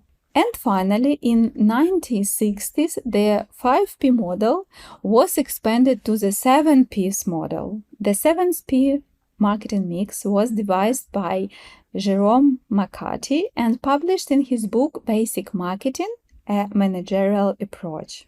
The 7Ps marketing system expands the traditional 4Ps model by introducing 3 additional elements to provide a more comprehensive framework for marketing strategies. These extra Ps aim to address specific aspects often overlooked in the original 4Ps model. The elements of the 7Ps marketing mix typically include product, price, place, promotion, people, process, and physical evidence. Let's talk about modern models. Over time, modern marketing mix models have emerged. The appearance of modern marketing models was driven by the need to adapt to changing consumer behavior, technological advancements, and the shift towards customer-centric approaches in an increasingly digital world. In a highly competitive business environment, maintaining an organization's competitiveness requires more than just harmonizing the components of the 4P or 7Ps model, and this become an impetus for development of customer-oriented marketing concepts. In 1990s, Robert Lauterborn introduced a modern theory known as the 4Cs, placing significant emphasis on understanding consumer needs. This model incorporates the following elements: consumer needs and wants, consumer cost, convenience, and communication. The 4Cs model justified the need to create loyalty programs for consumers, taking into account their desires and needs, and encouraged manufacturers to cooperate and established feedback channels to improve consumer value and the quality of products and services. The evolution of service-based industries and sector-specific markets has spurred the rise of modern personalized marketing theories. These theories aim to craft tailored offerings for distinct customer groups, considering their unique characteristics, interests, and specific needs. In line with this approach, a marketing mix known as 4Rs has been formulated. One of the variants of this model was proposed by Don Schultz. According to his the 4Rs marketing mix, and it includes relevance, respond, relation, and reward. This is also 3I model. It was developed jointly by Philip Kotler and other well-known scholars. The 3I model centers of the brand: identity, integrity, and image. Please note that this model of marketing mix assumes the formatting of a synergetic complex consisting of three components: brands, positioning, and differentiating. And the last model we are going to look at today is called the SIVA model. It is a kind of variation of the 4Cs concept, and I guess it is quite interesting. According to this model, the marketing mix consists of the following components: solution, information, value, and access.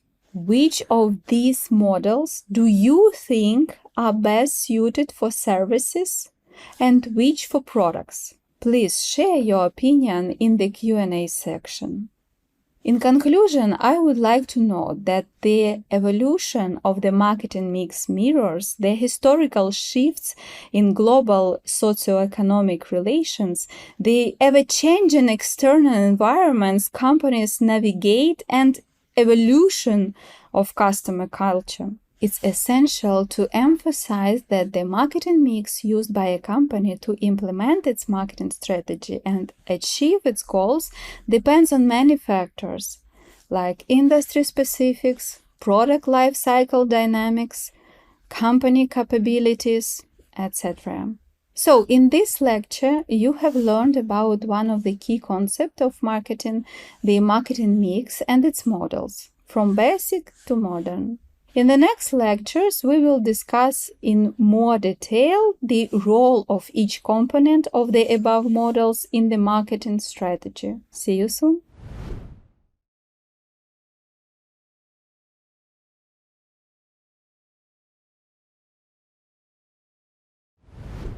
Hello, friends! The key message with which we will start today's lecture is as follows. Effective use of the marketing mix lies not only in recognizing its existence, but also in understanding what each component is and how these components fit together to create a compelling offer that resonates with consumers and drives business. Today we will start with the components of the classic and extant models from 4P to 7P. The first P of 4P model is product. At this core, the product embodies what a company brings forth to the market and its consumers. It encompasses both physical goods and services.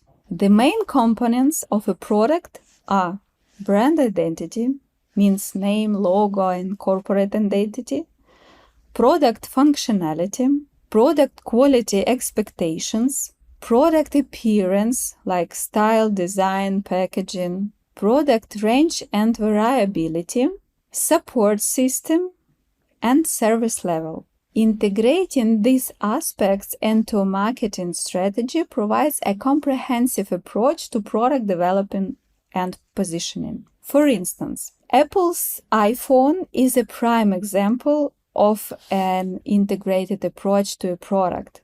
Today, the launch of each new model is a global event without exaggeration. The seamless integration of hardware and software combined with a sophisticated design makes owning an iPhone not just a property, but a lifestyle choice. The next P we will consider is price. Price stands as the sole revenue-generating component within the marketing mix, while all other marketing endeavors amount to expenses. The main components of a price are market entry prices, like low prices or high, selling price and retail price, specific channel prices, bundled offers at special price levels, discounts and promotional offers, potential for price discrimination for different consumer segments. Each pricing decision holds the potential to shape consumer perception, impact profitability, and drive market competitiveness. For example, take the fascinating contrast between Valentino and Zara. Although both offer clothing, Valentino's premium prices are not only driven by craftsmanship, but also by an aura of luxury and exclusivity. Zara, on the other hand, follows fast fashion and wider availability. Let's consider the next P.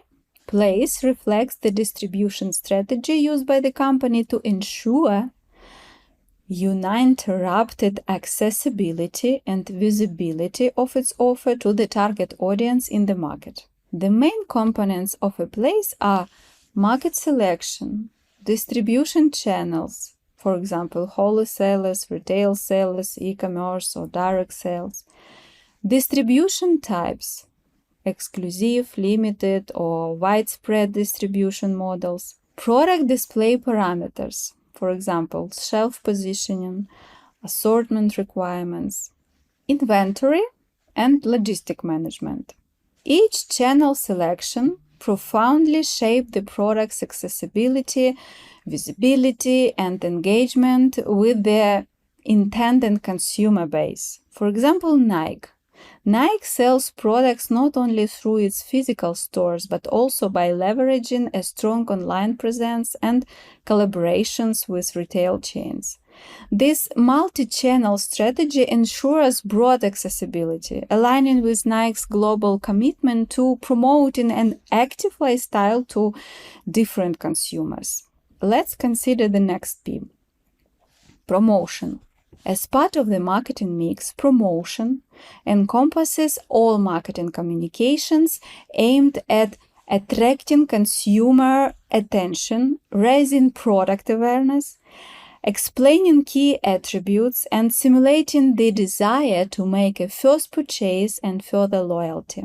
The main components of a promotion are promotional channels, geography of promotion, year-round promotional campaigns, brand's media strategy, PR strategy, and event marketing, communication strategy. All these components intricately woven into the promotional strategy profoundly impact how consumers perceive and engage with the brand, ultimately shaping purchasing behaviors and brand elegance. For example, Red Bull's triumph goes beyond simple promotion to drive sales of energy drinks. Their promotion strategy is not just focused on the product, but revolves around extreme sports and adrenaline pumping events. Red Bull has successfully tapped into the lifestyle and passions of its target audience, creating a powerful emotional connection that goes beyond just consuming the drink. This concludes our discussions of the elements of the 4P model. As you can see, the seemingly simple model actually hides a deep meaning and a huge amount of information. Next, we will look at 3 additional components of the extended 7P model. So, the next P will be people. The component people emerge within relationship and service marketing, covering the people who influence how your product is perceived by your target audience. The main components of a people: employees, sales personnel, consumers, manufacturers, and suppliers, partners, stakeholders, and others. Recognizing and strategically engaging with these influential individuals and groups is pivotal as they wield considerable power in shaping consumer perceptions, thereby influencing purchasing decisions. A great example here is Zappos. It isn't merely a shoe retailer, it's a bastion of consumer-centric culture. Their success isn't solely about selling shoes, but emanates from a corporate DNA that prioritizes customer satisfaction. Zappos thrives due to its emphasis on exceptional customer service and an employee engagement model that fosters a passion for customer happiness. Let's think about the next P. It is process. In the realm of B2B and service markets, the term revolves around the intricate interplay between a consumer and a company. Emphasizing this interaction within the marketing strategy is crucial, particularly focusing on enhancing service delivery to the target consumer. The main components of a process are order processing, customer experience, customer interaction, quality control, and efficiency measures, feedback mechanism, technology integration, personalization, and so on. A good illustration of the importance of process in the service market is the operational efficiency and speed observed by, for example, McDonald's. Let's consider the next P. It is physical evidence. Physical evidence serves as tangible indicators showcasing the quality of a company's offerings. This proof is valuable, especially for new customers seeking reassurance or for services requirement payments before delivery. The main components of a physical evidence are branding elements, store or office atmosphere, printed materials, digital presence, reviews and testimonials, certificates and awards, and so on. For instance, for an agency, the websites stand as a treasure trove of physical evidence. From compelling testimonials to detailed case studies and their service commitments outlined in contracts, it offers concrete proof of the excellence clients can expect, fostering trust and confidence before engaging the agency's services. Now I'm going to ask you to look at what is on your desk or what you are wearing and choose one item. After that, please read and complete the task I have prepared for you. You can find it in the additional materials. Well, I think we had a very intensive lecture today. We have considered all the elements of classic and extended marketing mix models. Please remember, an effective combination of marketing mix components creates a compelling offer that not only connects with consumers, but also drives businesses to sustainable growth. In our next lecture, we will focus on the 4Cs and 4R model. See you next time.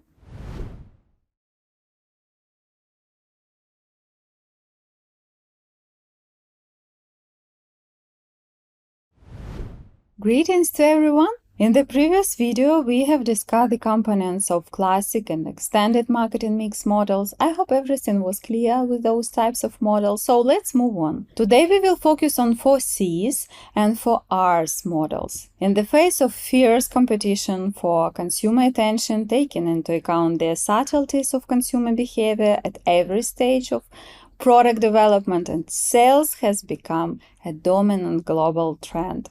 As the marketing arena shifted its emphasis towards consumers, the traditional 4Ps model underwent a transformation into the consumer-focused 4Cs model. In this model, the product is evaluated in terms of its value to the consumer.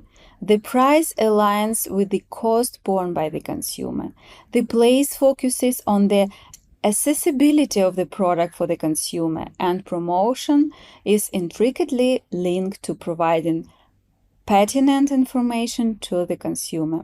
So the 4C model consists of the following components: consumer value, costs, convenience, communication.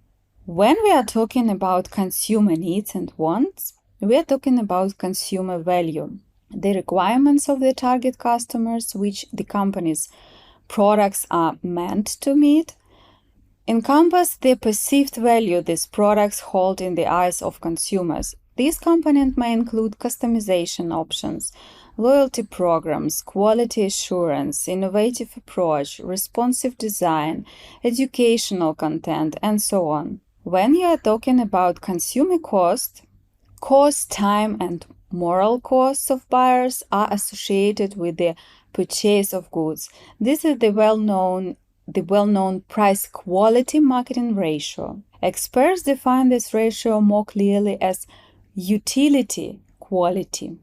This component may include pricing models for different budgets, promotions and discounts, time efficiency, transparency, like clearly communicating the value proposition to justify the cost, bundled offers, referral discounts, and so on. When we are talking about convenience of search and purchase of goods for the target audience. In today's retail landscape, the importance of the place element has diminished due to the prevalence of options like supermarkets, home delivery, cashless payments, and online marketplaces. Consumers prioritize swift, uncomplicated, and comfortable shopping experiences. This component may include omnichannel accessibility, efficient delivery service, user-friendly design, flexible payment options, localized services, whole day 24 hours customer support, and so on. When we are talking about communication, the term promotion is now considered outdated. It has evolved into marketing communication. The focus is not merely on advertising the product, but on initiating contact with the customer, fostering a dialogue, and gaining trust. This component may include community building, influencer collaborations, user-generated content, interactive marketing, personalized campaigns, and brand storytelling. As you can see, the 4Cs model as well as 4Ps model includes 4 key coordinates of marketing planning. But here the focus shifts from the product to the customer. That is why the 4Ps theory is based on the mindset of the seller. The 4C concept is derived from the mindset of the consumer. Despite the often drawn comparison between the 4P and 4C models, reflecting a producer or seller approach versus a consumer approach, they are essentially two sides of the same coin. The optimal approach is not to view these models as mutually exclusive alternatives, but to integrate them for a synergistic effect.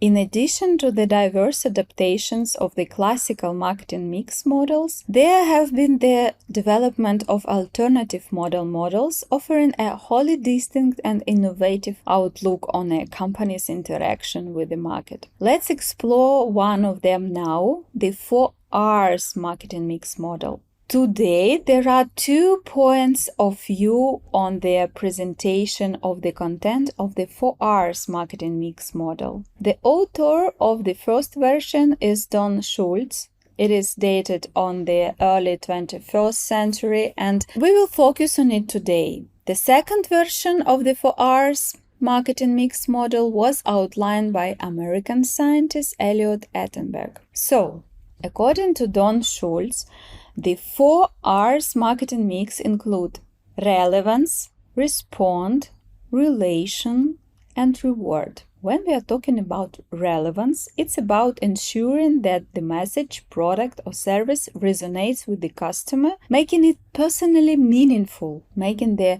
marketing content, products, or services directly relevant to the consumer's lifestyles, desires, and behaviors. It involves understanding the customer deeply to deliver offerings that truly matter to them. This component may include personalization, targeted messaging, cultural adaptation, behavioral, and lifestyle alignment. When we are talking about respond, in the present market scenario, the primary challenge for companies is not just about controlling, developing, and implementation plans. Instead, it revolves around effectively listening to customers' hopes, desires, and demands from their perspective and promptly responding to meet those customer demands. Building a strong rapport by making quick responses to the dynamically changing market, including the emergence of new needs, delivering on promises, being transparent, and aligning with the values and beliefs of the customer base, thereby establishing trust and loyalty. This component may include flexible adaptation to customer needs, proactive communication, cross-functional collaboration, innovative customer service tools, and so on. When we are talking about relation, building and nurturing enduring relationships with customers by engaging in ongoing interactions, communication, and personalized experiences. It's about fostering a connection beyond mere transactions, prioritizing the creation of long-term relationships by consistently providing value, understanding individual customer needs, and engaging in meaningful two-way communication. This component may include customer relationship management, emotional connection building, personalized experiences, customer education programs, and so on. When we are talking about reward in a company's marketing activities, the focus should be not only on output but also on securing rewards. All marketing endeavors must be aligned with the objectives of creating value for both customers and shareholders. Obtaining rewards is crucial for maintaining market relationships, and all marketing activities should aim to create value for both customers and shareholders. This component may include loyalty programs, VIP programs, referral bonuses, exclusive offers, and so on. As you can see, for us, marketing mix focuses on customer-centric strategies aiming to create meaningful connections, deliver value, build trust, and remain adaptable in an ever-changing business landscape. The evolution of marketing mix models mirrors shifts in the external competitive landscape and the progression of marketing concepts. Each marketing mix model has its merits and drawbacks, finding relevance in specific conditions. So, please remember, there is no universally perfect marketing mix model applicable to all companies. Instead, each company selects a model based on its market position and strategic objectives. That is for today. In our next lecture, we will discuss the components of 3I and SIVA marketing mix models, So see you soon.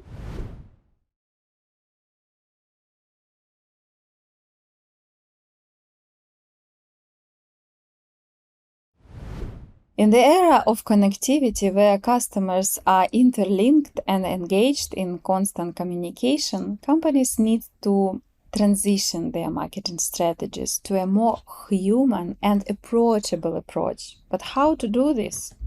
To achieve this, we must fundamentally alter our perception of customers. No longer should customers be viewed merely as targets. Instead, they should be seen as beings with minds, hearts, and spirits, much like human beings capable of independent thought, analysis, and occasionally guided by emotions rather than solely relying on provided information. Now, companies must comprehensively grasp and adeptly respond to their customers' needs and desires, ensuring that the purpose of their products and services holds meaningful relevance to them. That is why, when discussing modern marketing mix models, it's essential to explore the 3I marketing mix model. This model examines a company through the lenses of positioning, brand, and differentiation. The model advises companies to access their marketing endeavors through the 3Is: brand identity, brand image, and brand integrity. Now let's have a look at what each element of the 3I models means. Brand identity refers to the positioning of your brand in minds of consumers. To make your brand heard and noticed on the crowded marketplace, positioning must be unique. It should also be relevant to the rational needs and wants of the consumers. When we are talking about brand integrity, on the flip side, brand sincerity involves delivering on promises established through the positioning and differentiation of particular brand. It necessitates earning consumer trust and fulfilling commitments.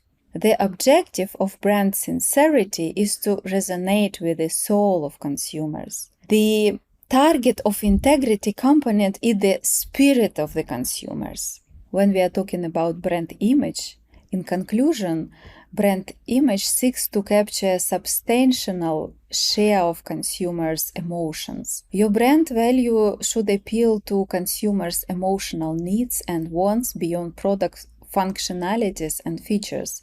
In other words, the value of a brand is not solely determined by the product's functionalities and features, but also by how well the product and brand addresses the emotional needs and desires of consumers. The main idea of the triangle is that marketing shall not be regarded as telling lies for selling purposes. Instead, it should be regarded as keeping the promise to your customers.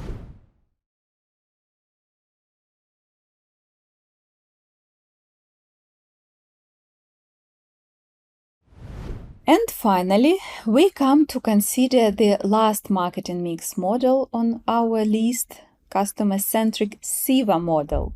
As we already know, the landscape of marketing has undergone significant changes over the years, with the balance of power shifting from companies to consumers. To thrive, it is imperative to embrace a customer-oriented or market-oriented approach. Thus, in 2005, the SIVA model was introduced. It consists of such components as solutions, information, value, and access. SIVA aligns more closely with the contemporary market demand for consumer-focused strategies. It is a new version of the old marketing paradigm, and it better reflects the contemporary market's need for customer-focused strategies. This model is essentially the 4Ps model, but from the other side, that is through the eyes of the consumer.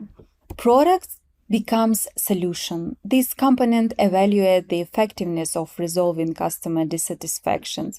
The product is now tailored to address specific customer needs rather than offering a one-size-fits-all solution. Price becomes value. Value involves the consumer's understanding of the transaction's worth, considering the costs and benefits. In other words, value is defined by the extent to which customers perceive a product or service as meeting their needs or desires. That's why SIVA encourages prices goods and services based on the value they are delivered to customers, departing from traditional economic theories. Place becomes access. Access examines where the consumer can find the solution. It encompasses multiple facets, including the ease of locating, purchasing, and obtaining information about the product. By employing the SIVA model, customers have the flexibility to obtain goods and services at their convenience, breaking away from rigid corporate directives. Promotion becomes information. The information aspect addresses whether the consumer is aware of this solution, its source of information, and whether it's adequate for making a purchase decision. The information can also represent incentives, such as promotional campaigns. So, the evaluation of marketing mix models is shifting toward a consumer-centric approach, emphasizing the creation of values over tangible goods and enhancing communication between companies and consumers. Consequently, companies should initiate the development of marketing strategies that incorporate a robust communication policy as a fundamental component. This concludes our intensive section of marketing mix development. Let me remind you that we have considered classic, basic, extended, and modern models of marketing mix. It allows us to look at the marketing toolkit from a completely different angle. To consolidate the information we have learned, I suggest you take a small quiz after watching this video. It makes a few minutes. Please join. Please remember that the evolution of the marketing mix models reflect the history of changes in socio-economic relations in the world, the dynamics of the external environment in which companies operate, the development of consumers' culture, etc. Therefore, new models and approaches may emerge. What's in store for us in the next chapter? We will start with an overview of different marketing channels, which will help you make the right choice when developing your own marketing strategy. See you!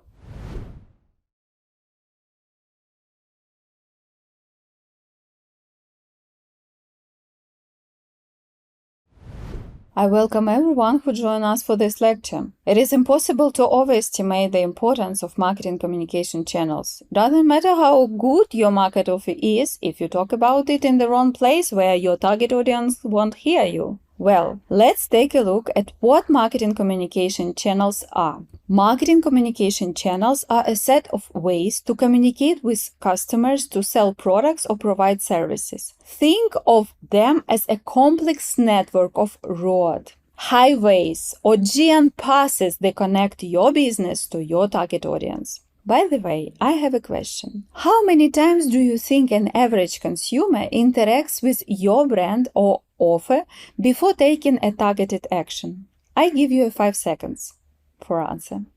Let's count. 5, 4, 3, 2, 1. The answer is at least 7 times.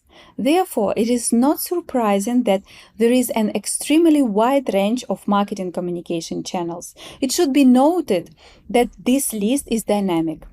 Some communication channels lose their relevance and even disappear, while others emerge and turn the market upside down. In this lecture, I want to give you a general understanding of marketing communication channels. So, I propose to consider the types of marketing communication channels in this combination: traditional communication, digital communication, and in-store communication. The first target group is traditional communication channels. The group includes television, radio, press, newspapers, magazines, out-of-home advertisement. The second group is digital communication channels.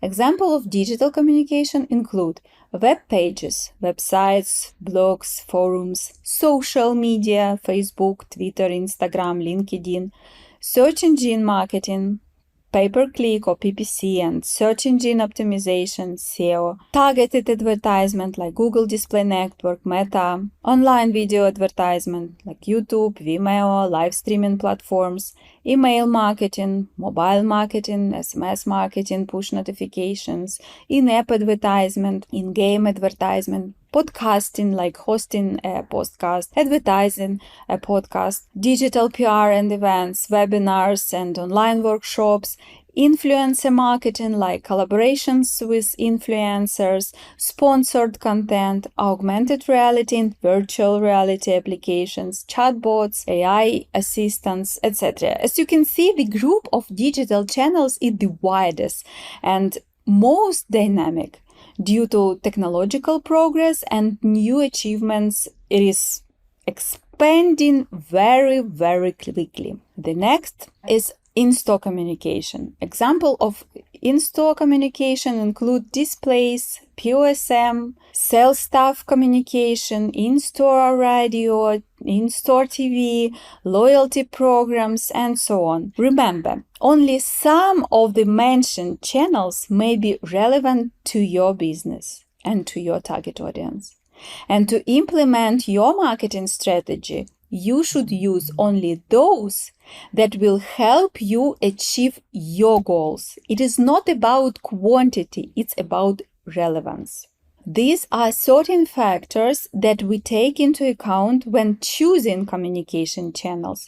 These factors include the following: audience focus, B2C or B2B, specific segment and target audience. Content, tone, and style. For example, storytelling, entertainment, or educational and professional content. Sales cycle duration. Quick and frequent transactions or more complex sales cycles. Requirement relationship building. Purchase decision-making process, for example, individual preferences, desires, and immediate needs, or a collective decision-making process. Market and industry trends. As I mentioned earlier, communication channels are changing, so it's important to keep track on trends. The factors that influence the choice of channels are not limited to the ones I have mentioned, but they give us an idea of the key points we need to consider.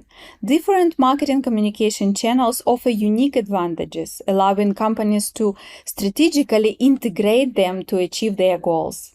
Please remember that using multiple communication channels create different touch points, helping to attract potential customers and increase conversions. And don't forget to check out the additional materials. There you will find a file with a list of the main marketing communication channels. You can use it as a checklist to develop your own marketing strategies. That's all for today. You have already done a great job of understanding the process of developing a marketing strategy. The end of your journey is near, and soon you will have all the pieces of the puzzle for a comprehensive marketing strategy development. In the upcoming lecture, we will discuss the concept of omni-channel marketing. So see you soon.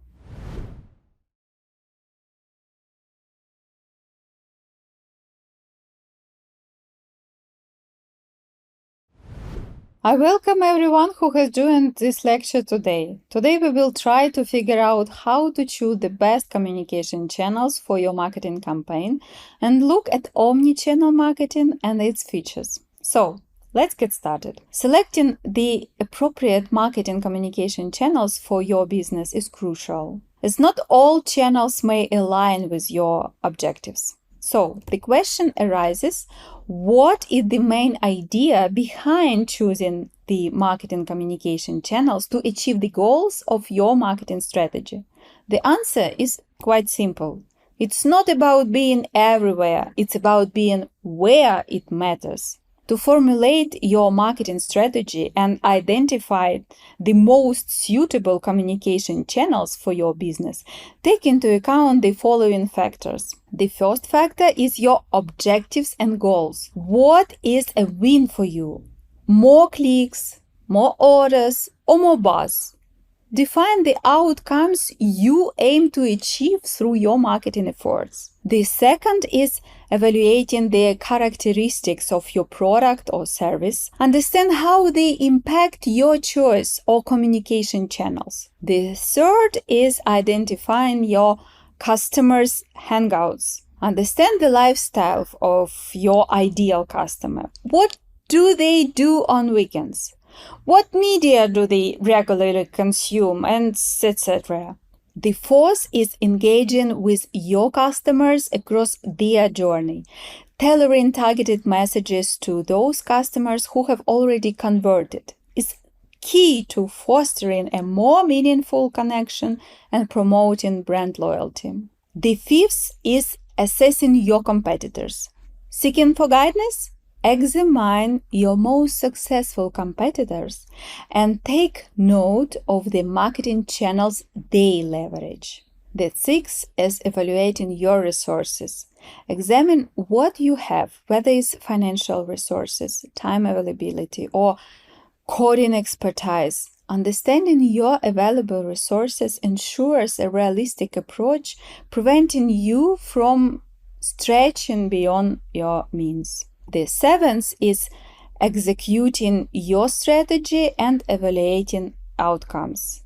Use analytics and insight tools to get a complete picture of the success of your marketing campaigns. Students often ask about the ideal number of channels to focus on. Although there is no one-size-fits-all solution, a practical recommendation for small and medium-sized businesses is to start with 2-3 channels and gradually expand their number.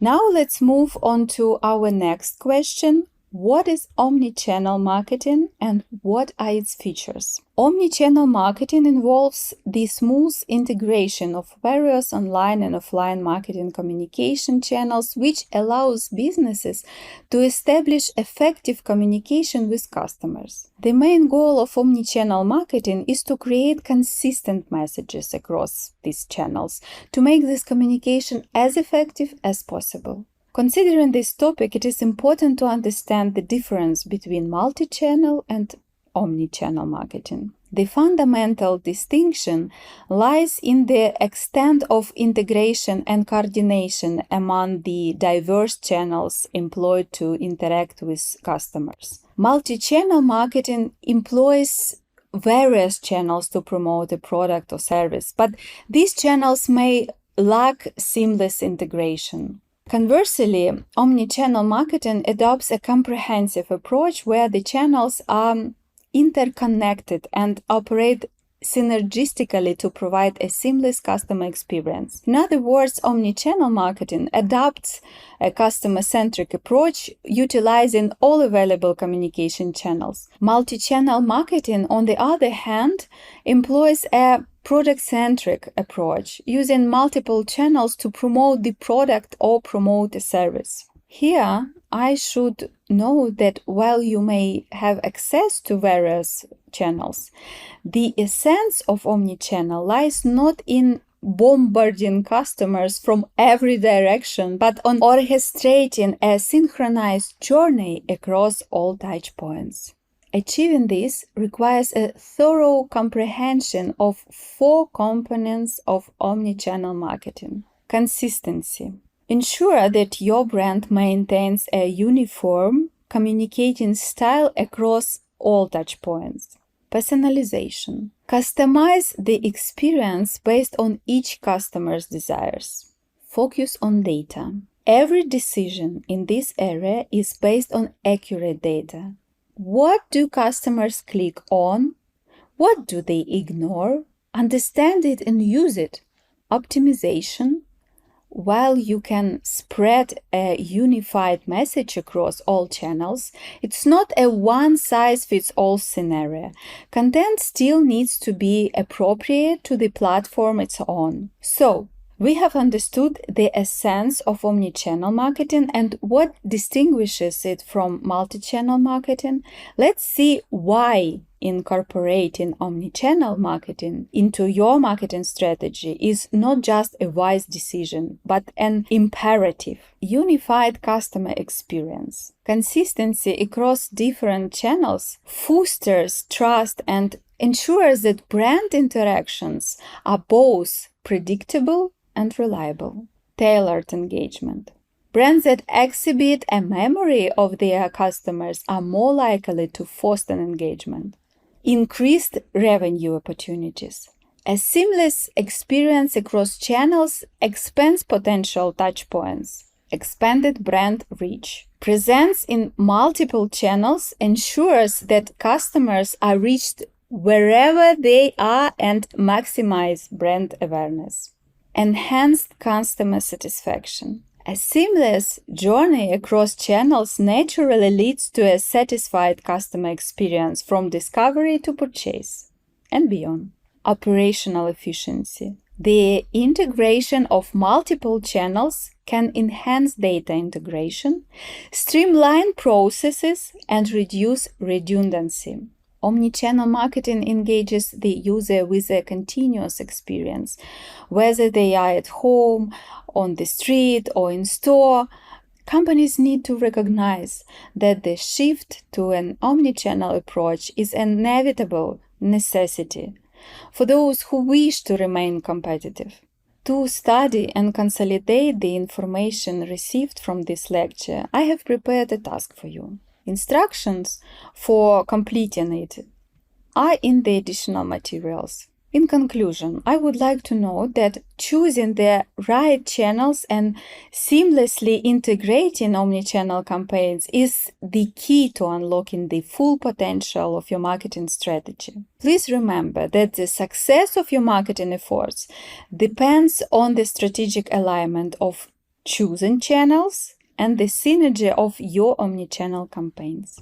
In the upcoming lectures, we will delve into such important aspects as budgeting, performance measurement, and ROMI forecasting.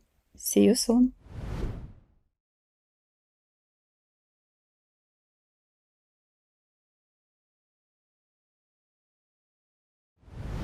Hello, everybody! The life of a marketer in a company revolves around numbers. To do this, a marketer must know and correctly analyze the company's marketing activities. Otherwise, they will not understand how effectively they spend money on marketing activities. This assessment is an important part of understanding the overall success of the company and making important tactical and strategic business decisions. You may ask me how this analysis may be done. There is a wide range of marketing metrics and key performance indicators, KPIs. Marketing metrics and KPIs are measurements that can tell you how well your actions are performing in marketing efforts. Without clear KPIs and systematic analysis of metrics, companies are blindsided by not knowing how effectively they are investing their resources and time efforts into marketing. Evaluating the effectiveness of your marketing efforts holds paramount importance for several compelling reasons. Informed decision marketing. Analyzing marketing effectiveness provides vital insights for informed decision making. It helps identify successful strategies and areas needing adjustments. Accountability. Measuring marketing effectiveness establishes a framework for accountability regarding your marketing expenditures. This accountability fosters a culture of continuous improvement, ensuring that marketing efforts align harmoniously with overarching business objectives. Optimizing and improvement. Armed with this information, you can make data-driven adjustments, facilitating a constant refinement and enhancement of marketing initiatives to achieve progressively superior results over time. Competitive advantage. A comprehensive understanding of the most effective marketing strategy will help you stay ahead of the competition and attract and retain customers more effectively.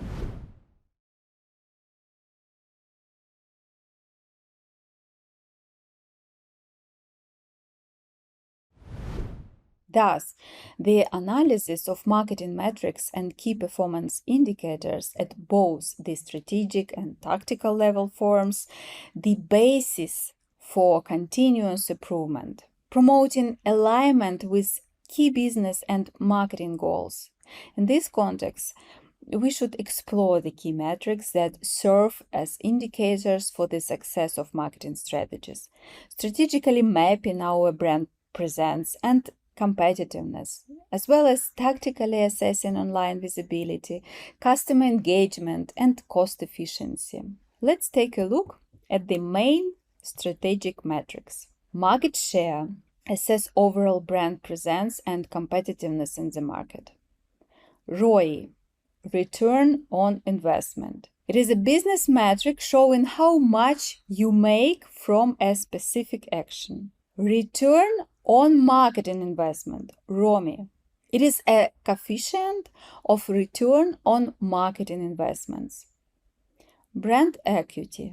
It measures the perceived value and strength of the brand in the market. SOV, share of voice. It gauges a brand's presence and visibility in the market compared to its competitors. SLV, customer lifetime value. It is the long-term value of acquiring and retaining customers. NPS, Net Promoter Score. It scores customer loyalty by looking at their likelihood of recommending as a given business. SAC, customer acquisition cost. Examines the cost associated with acquiring a new customer, providing insights into the efficiency of marketing spends. Customer churn rate measures the percentage of customers who stop using a product or service over a given period, reflecting customer retention. Innovation index measures the effectiveness of innovation and the development of new products or services within the organization. Taking of the main tactical metrics, it is important to mention the following ones. Returns on ad spend. It is a metric that provides a picture of the amount of revenue earned for every dollar you spend on ads. Conversion rate. It measures the number of visitors to a website who are easily converted into leads or customers during a campaign. CTR, click-through rate. This metric measures the number of customers who click through to your website or your application following their exposure to a pay-per-click advertising campaign. Social media engagement. Likes, shares, comment, and overall engagement on social platforms. Cost per lead. Simply put, cost per lead in the total cost to your business or campaign of general one lead. Customer acquisition cost. It is the total cost spent by your business to gain one new customer. In short, you are measuring how much it costs to get a new customer from the initial outreach phase to a conversion. Average order value.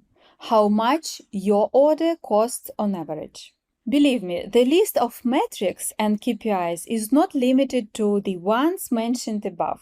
Moreover, it should be understood that metrics and KPIs will differ depending on the chosen tool, on the required goal, marketing channel, or even the specialist involved in implementation. It should be gained from the general goal and cascaded based on channel, based on department, based on each type.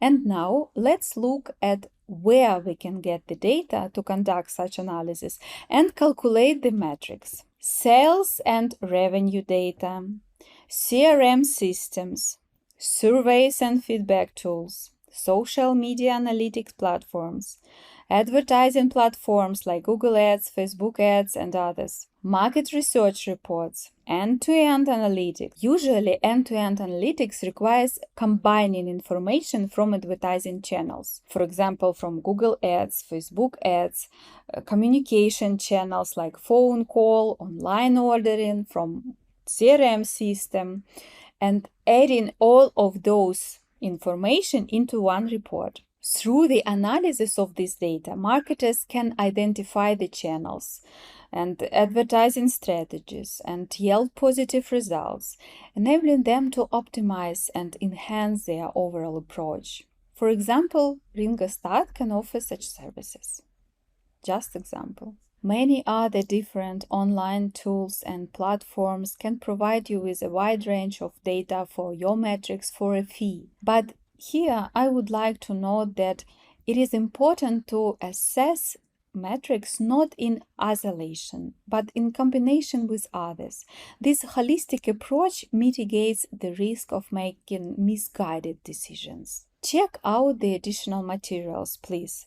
There you will find a file with summarized and structured information about marketing metrics. I am sure you have learned from this lecture that performance indicators are the guiding star that illuminates true progress in promoting a product or a service. Approaches and tools that seem promising in theory may fail in practice. Conversely, strategies that were not initially considered may turn out to be highly effective. Remember, please, rather than relying solely on intuition, prioritize accurately marketing data, which will greatly increase your chances of success.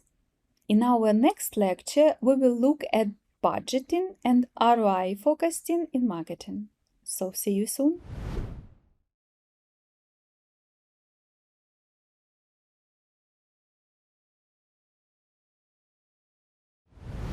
Hello, I'm glad to see you here. As you may have guessed, implementing a marketing strategy as a strategic combination of financial, human, and time resources that are invested to achieve tangible results and goals. In this lecture, we will focus on the financial part of the resources required to implement the company's marketing strategy. The marketing strategy budget is a rather vague concept and reflects the ever-changing nature of the business environment. It is closely like to the specific marketing plans that make up the strategy. These plans define the detailed action and tactics to be taken to achieve the strategic objectives. All these activities are implemented within the planned marketing budget.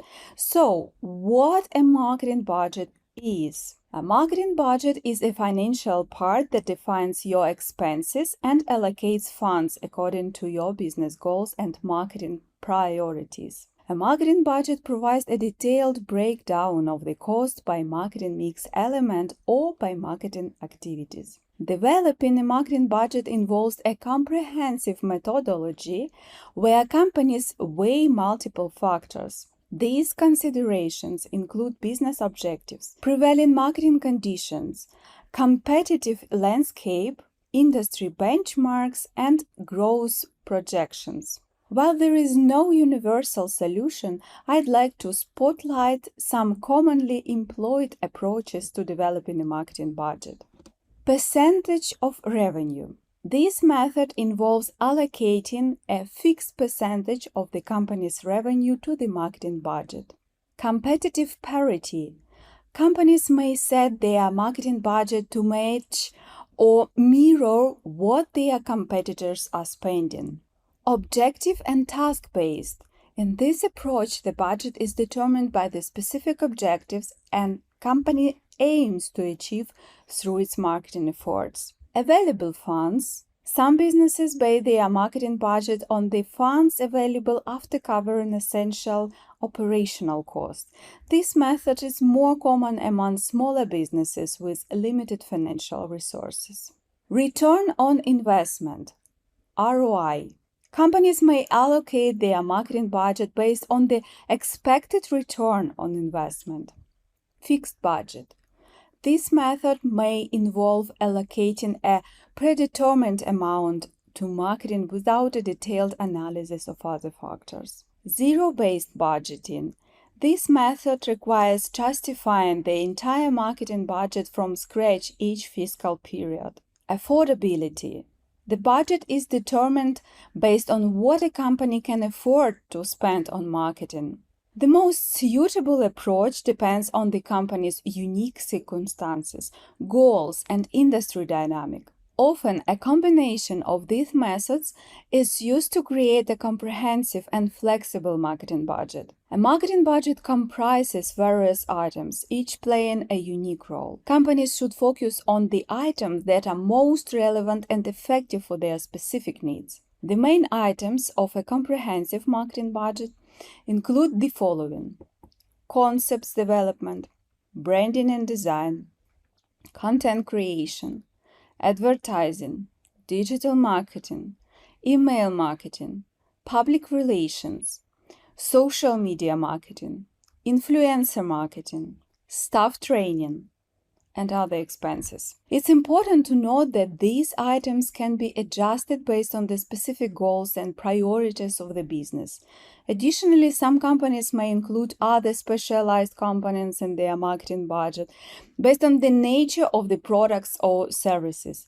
And now, let's take a look at the key factors that can impact marketing budgets: business goals and objectives, market conditions, industry trends, competitor activities, previous performance, product life cycle, target audience, technological advantage, regulatory environment, seasonality, ROI expectations, and so on and so forth. Considering these factors holistically allows business to create flexible and responsive marketing budget that adapt to the dynamic nature of the market and the specific needs of the business.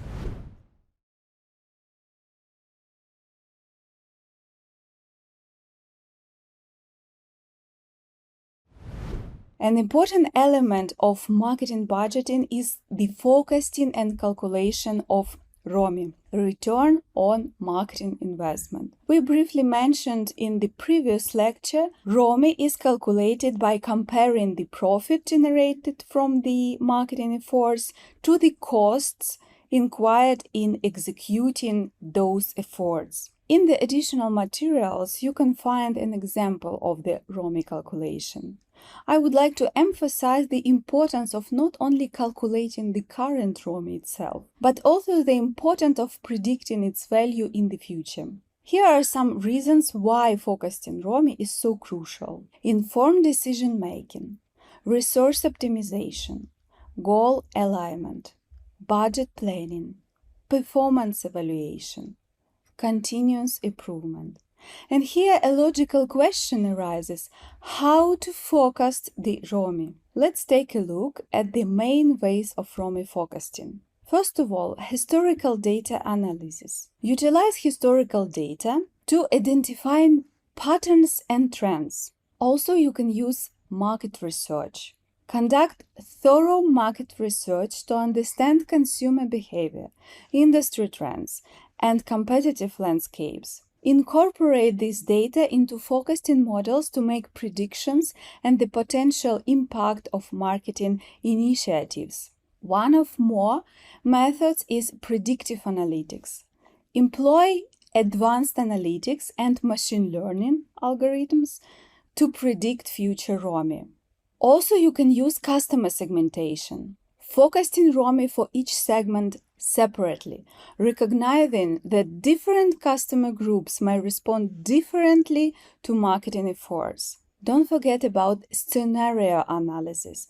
This involves modeling different outcomes based on changes in market conditions, competitive actions, or adjustment to marketing strategies. Also, you may use collaborative forecasting. Engage cross-functional teams, include finance, sales, and marketing in the forecasting process. In conclusion, I would like to note that our exploration of marketing budget highlighted the integral relationship between resource allocation and successful marketing initiatives. A well-crafted marketing budget aligns financial commitments with strategic business and marketing goals. Next time we will start the financial section of the course. In this section, we will share valuable tips and hacks, recap the key takeaways, and tell you how to get a certificate. Looking forward to see you soon!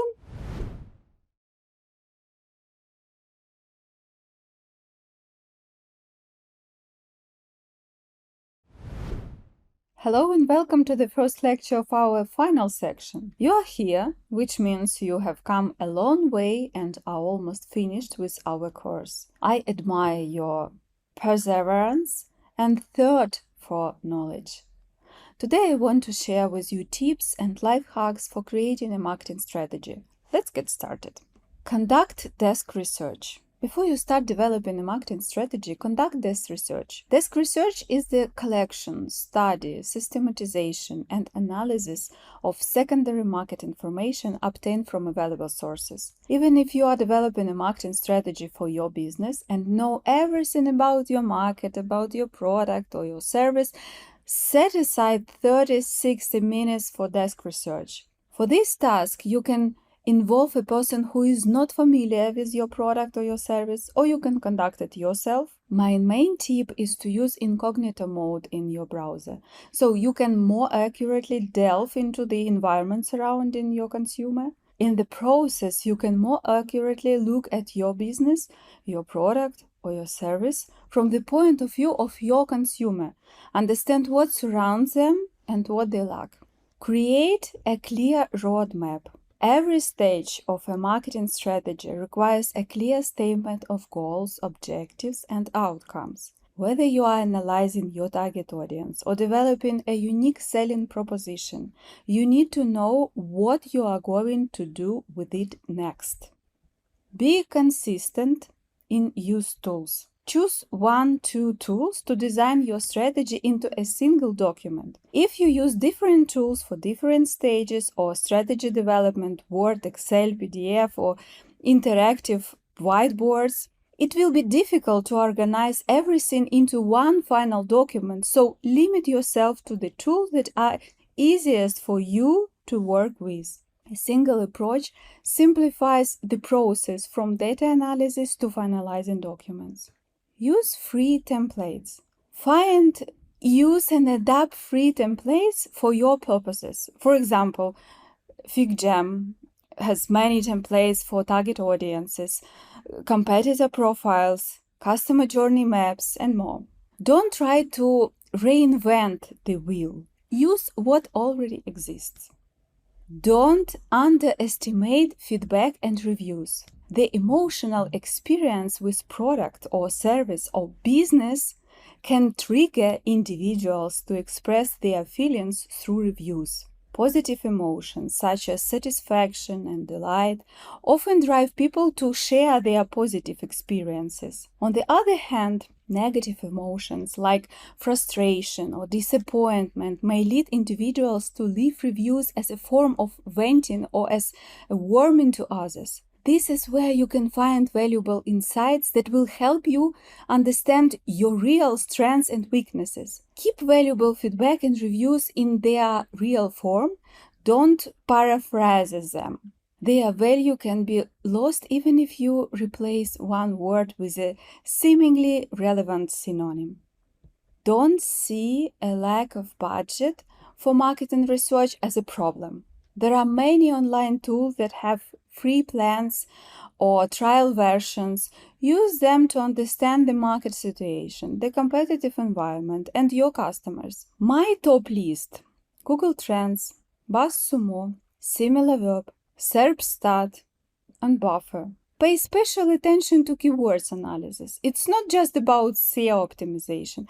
It's about finding hidden consumer insights and opportunities. For example, by analyzing the search query English for adults, you can find niche needs, such as English for doctors, and so on. As you can see, it doesn't always take millions of dollars to find a diamond.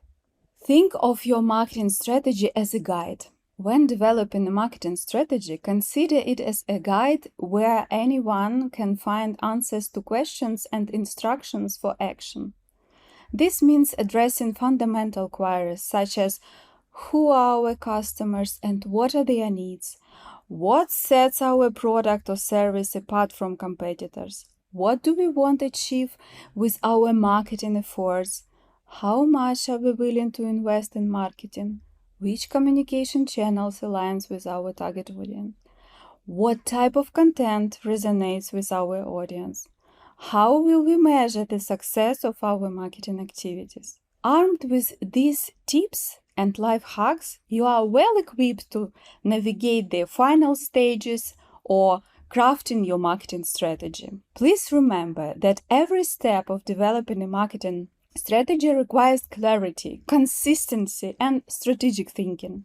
Embrace feedback, leverage free resources, and think of your strategy not as a mere document, but as a real guide. Best of luck in this exciting phase. In the upcoming lecture, we will discuss all we have explored during our marketing strategy development journey. This lecture will provide a structured overview, allowing you to reflect on your progress. See you soon!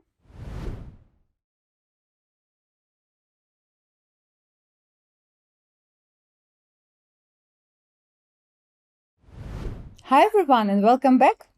My congratulations! You have completed the main content of the course. I welcome you to the final lecture. In this video, we will briefly recap everything we went through together. So let's get started.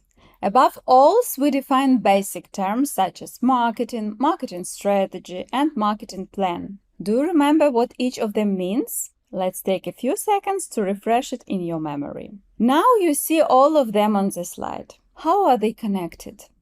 While marketing is the expensive map, marketing strategy is the defined path from point A to point B, and the marketing plan is the detailed guide that outlines the specific ways to traverse that path. After that, we explored the concept of the marketing environment and its macro and micro components. On my slide, you can find a short overview of this topic. The next topic we covered was the types of marketing strategies. There were a few lectures about basic, growth, and competitive strategies.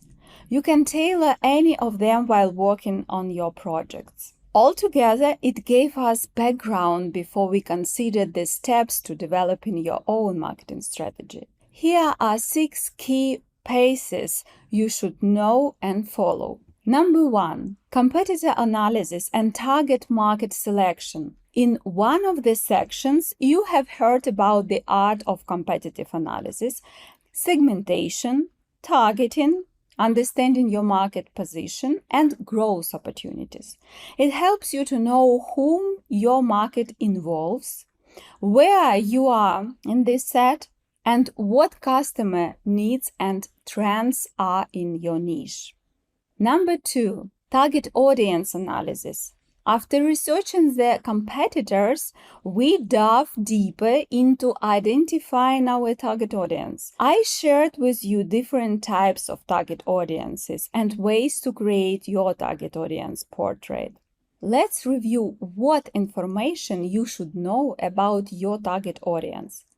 There are demographics, psychographics, behavior and habits, pain points and needs, preferences, and influences. You can get such information with online surveys, social media analytics, focus groups, competitor analysis, and so on. Number 3, defining brand or product uniqueness. In this section, defining brand uniqueness, we determine brand positioning with its components. It includes market category, target audience, differentiation from competitors, unique selling points, and brand personality and identity. After that, I have shown you how to create unique selling proposals that emphasize your brand and focus on the pains of your audience. What hacks to create USPs do you know? On the slide, you can see some of what we learned. Number 4, marketing mix development. To consider this step, we had a separate section where we discussed what marketing mix is and different approaches to identifying marketing mix such as 4P, 7P, 4C, 4R, 3I, and SIVA to launch your marketing strategy. Number 5, strategic marketing channel choices. We explored different marketing channels to understand what channels you had better use for your strategy. We have also considered the term omni-channel marketing. It is about engaging your audience through different marketing channels as one system. Number 6, budgeting, analyzing, and measuring results. In one of these sections, we discussed key metrics to measure the success of your marketing performance. You also saw how to allocate your strategy budget and how to anticipate your return on marketing investments. During the course, I have shared with you some life hacks to improve your marketing strategy performance, real-world examples, different tasks, and additional materials. Were they useful for you? I would be glad to read about your experience in our review section. If you feel ready to share your opinion about this course, please share. If you don't know how to leave a review, below you can find a short video to assist you. You are even able to edit the review if your mind has changed throughout the course and provide new insights. If you feel like something is not clear among the topics we learned, please don't hesitate to ask me more questions in our Q&A section. Your input helps me to update the course and make it more clear and relevant for other learners. You will get all course updates completely free of charge as well. Thank you for joining this course. I wish you good luck in your future marketing strategy endeavors. Goodbye.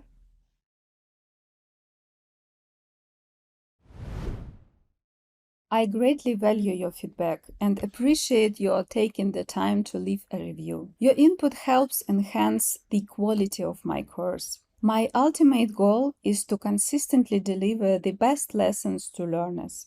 So to do this, please go to my Learning tab, like I'm showing you, and find the course to leave a review. I'm choosing this course as an example for you. You will see the Leave a Review button in the lower corner of the course preview. Just click on it. And the scale to evaluate the course will appear. Just choose the mark you want to leave for this course.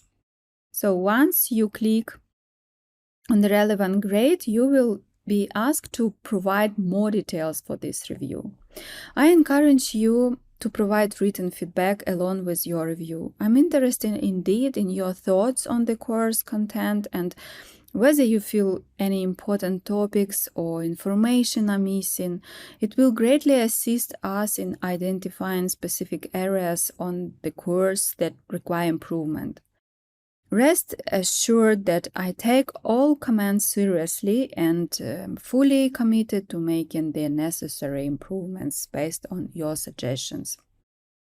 So now I will write an example to show you how it works, and then as soon as you have written your feedback, you should then click Save and Continue.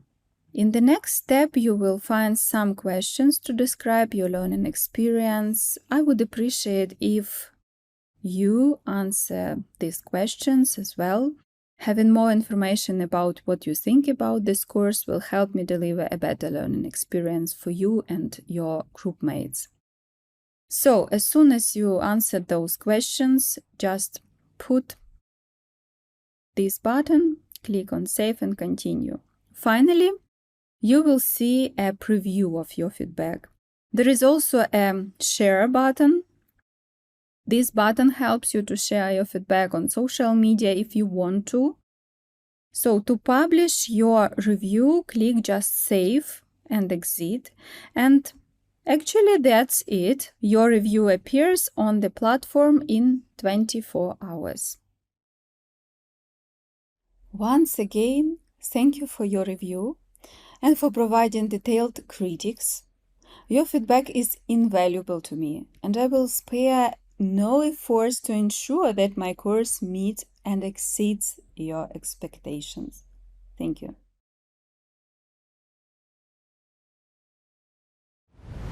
Hi everyone and welcome back. As you finish up the course, it's time to share a new achievement on social media, in your resume, or with your employer.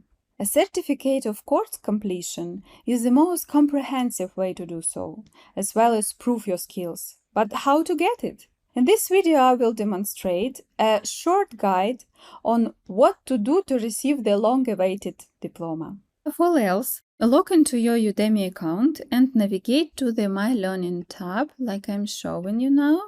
Here you will find a list of all the courses you are currently enrolled in on Udemy. Choose the course to get a certificate. Like I'm choosing this, and you will be moved onto the course content. So, the first thing you need to do is to check whether you have all completed 100% of the course to be eligible for a certificate. Udemy considers the lecture to be watched if the box near that is ticked. I mean this box, it is not ticked and ticked. Check all sections to see if there are any missed videos. I recommend watching those lectures for a better learning experience if some of them are missed. But if you feel like you know this topic, just tick the box near these lectures to make them complete. It's crucial to do it because you will not be able to get a certificate if you skip even one lecture or one assignment. After completing the last lecture, press Get Certificate here in the upper right corner and click on it. Once you do that, your certificate starts generating and will be available for download as a PDF file for a while. Feel free to share your certificate on social networks like Facebook, Twitter, or LinkedIn. Here is my certificate for completion the course. Remember that completion of 100% of the course is important to get the certificate. Thank you for joining this course. I wish all the best in your marketing strategy journey.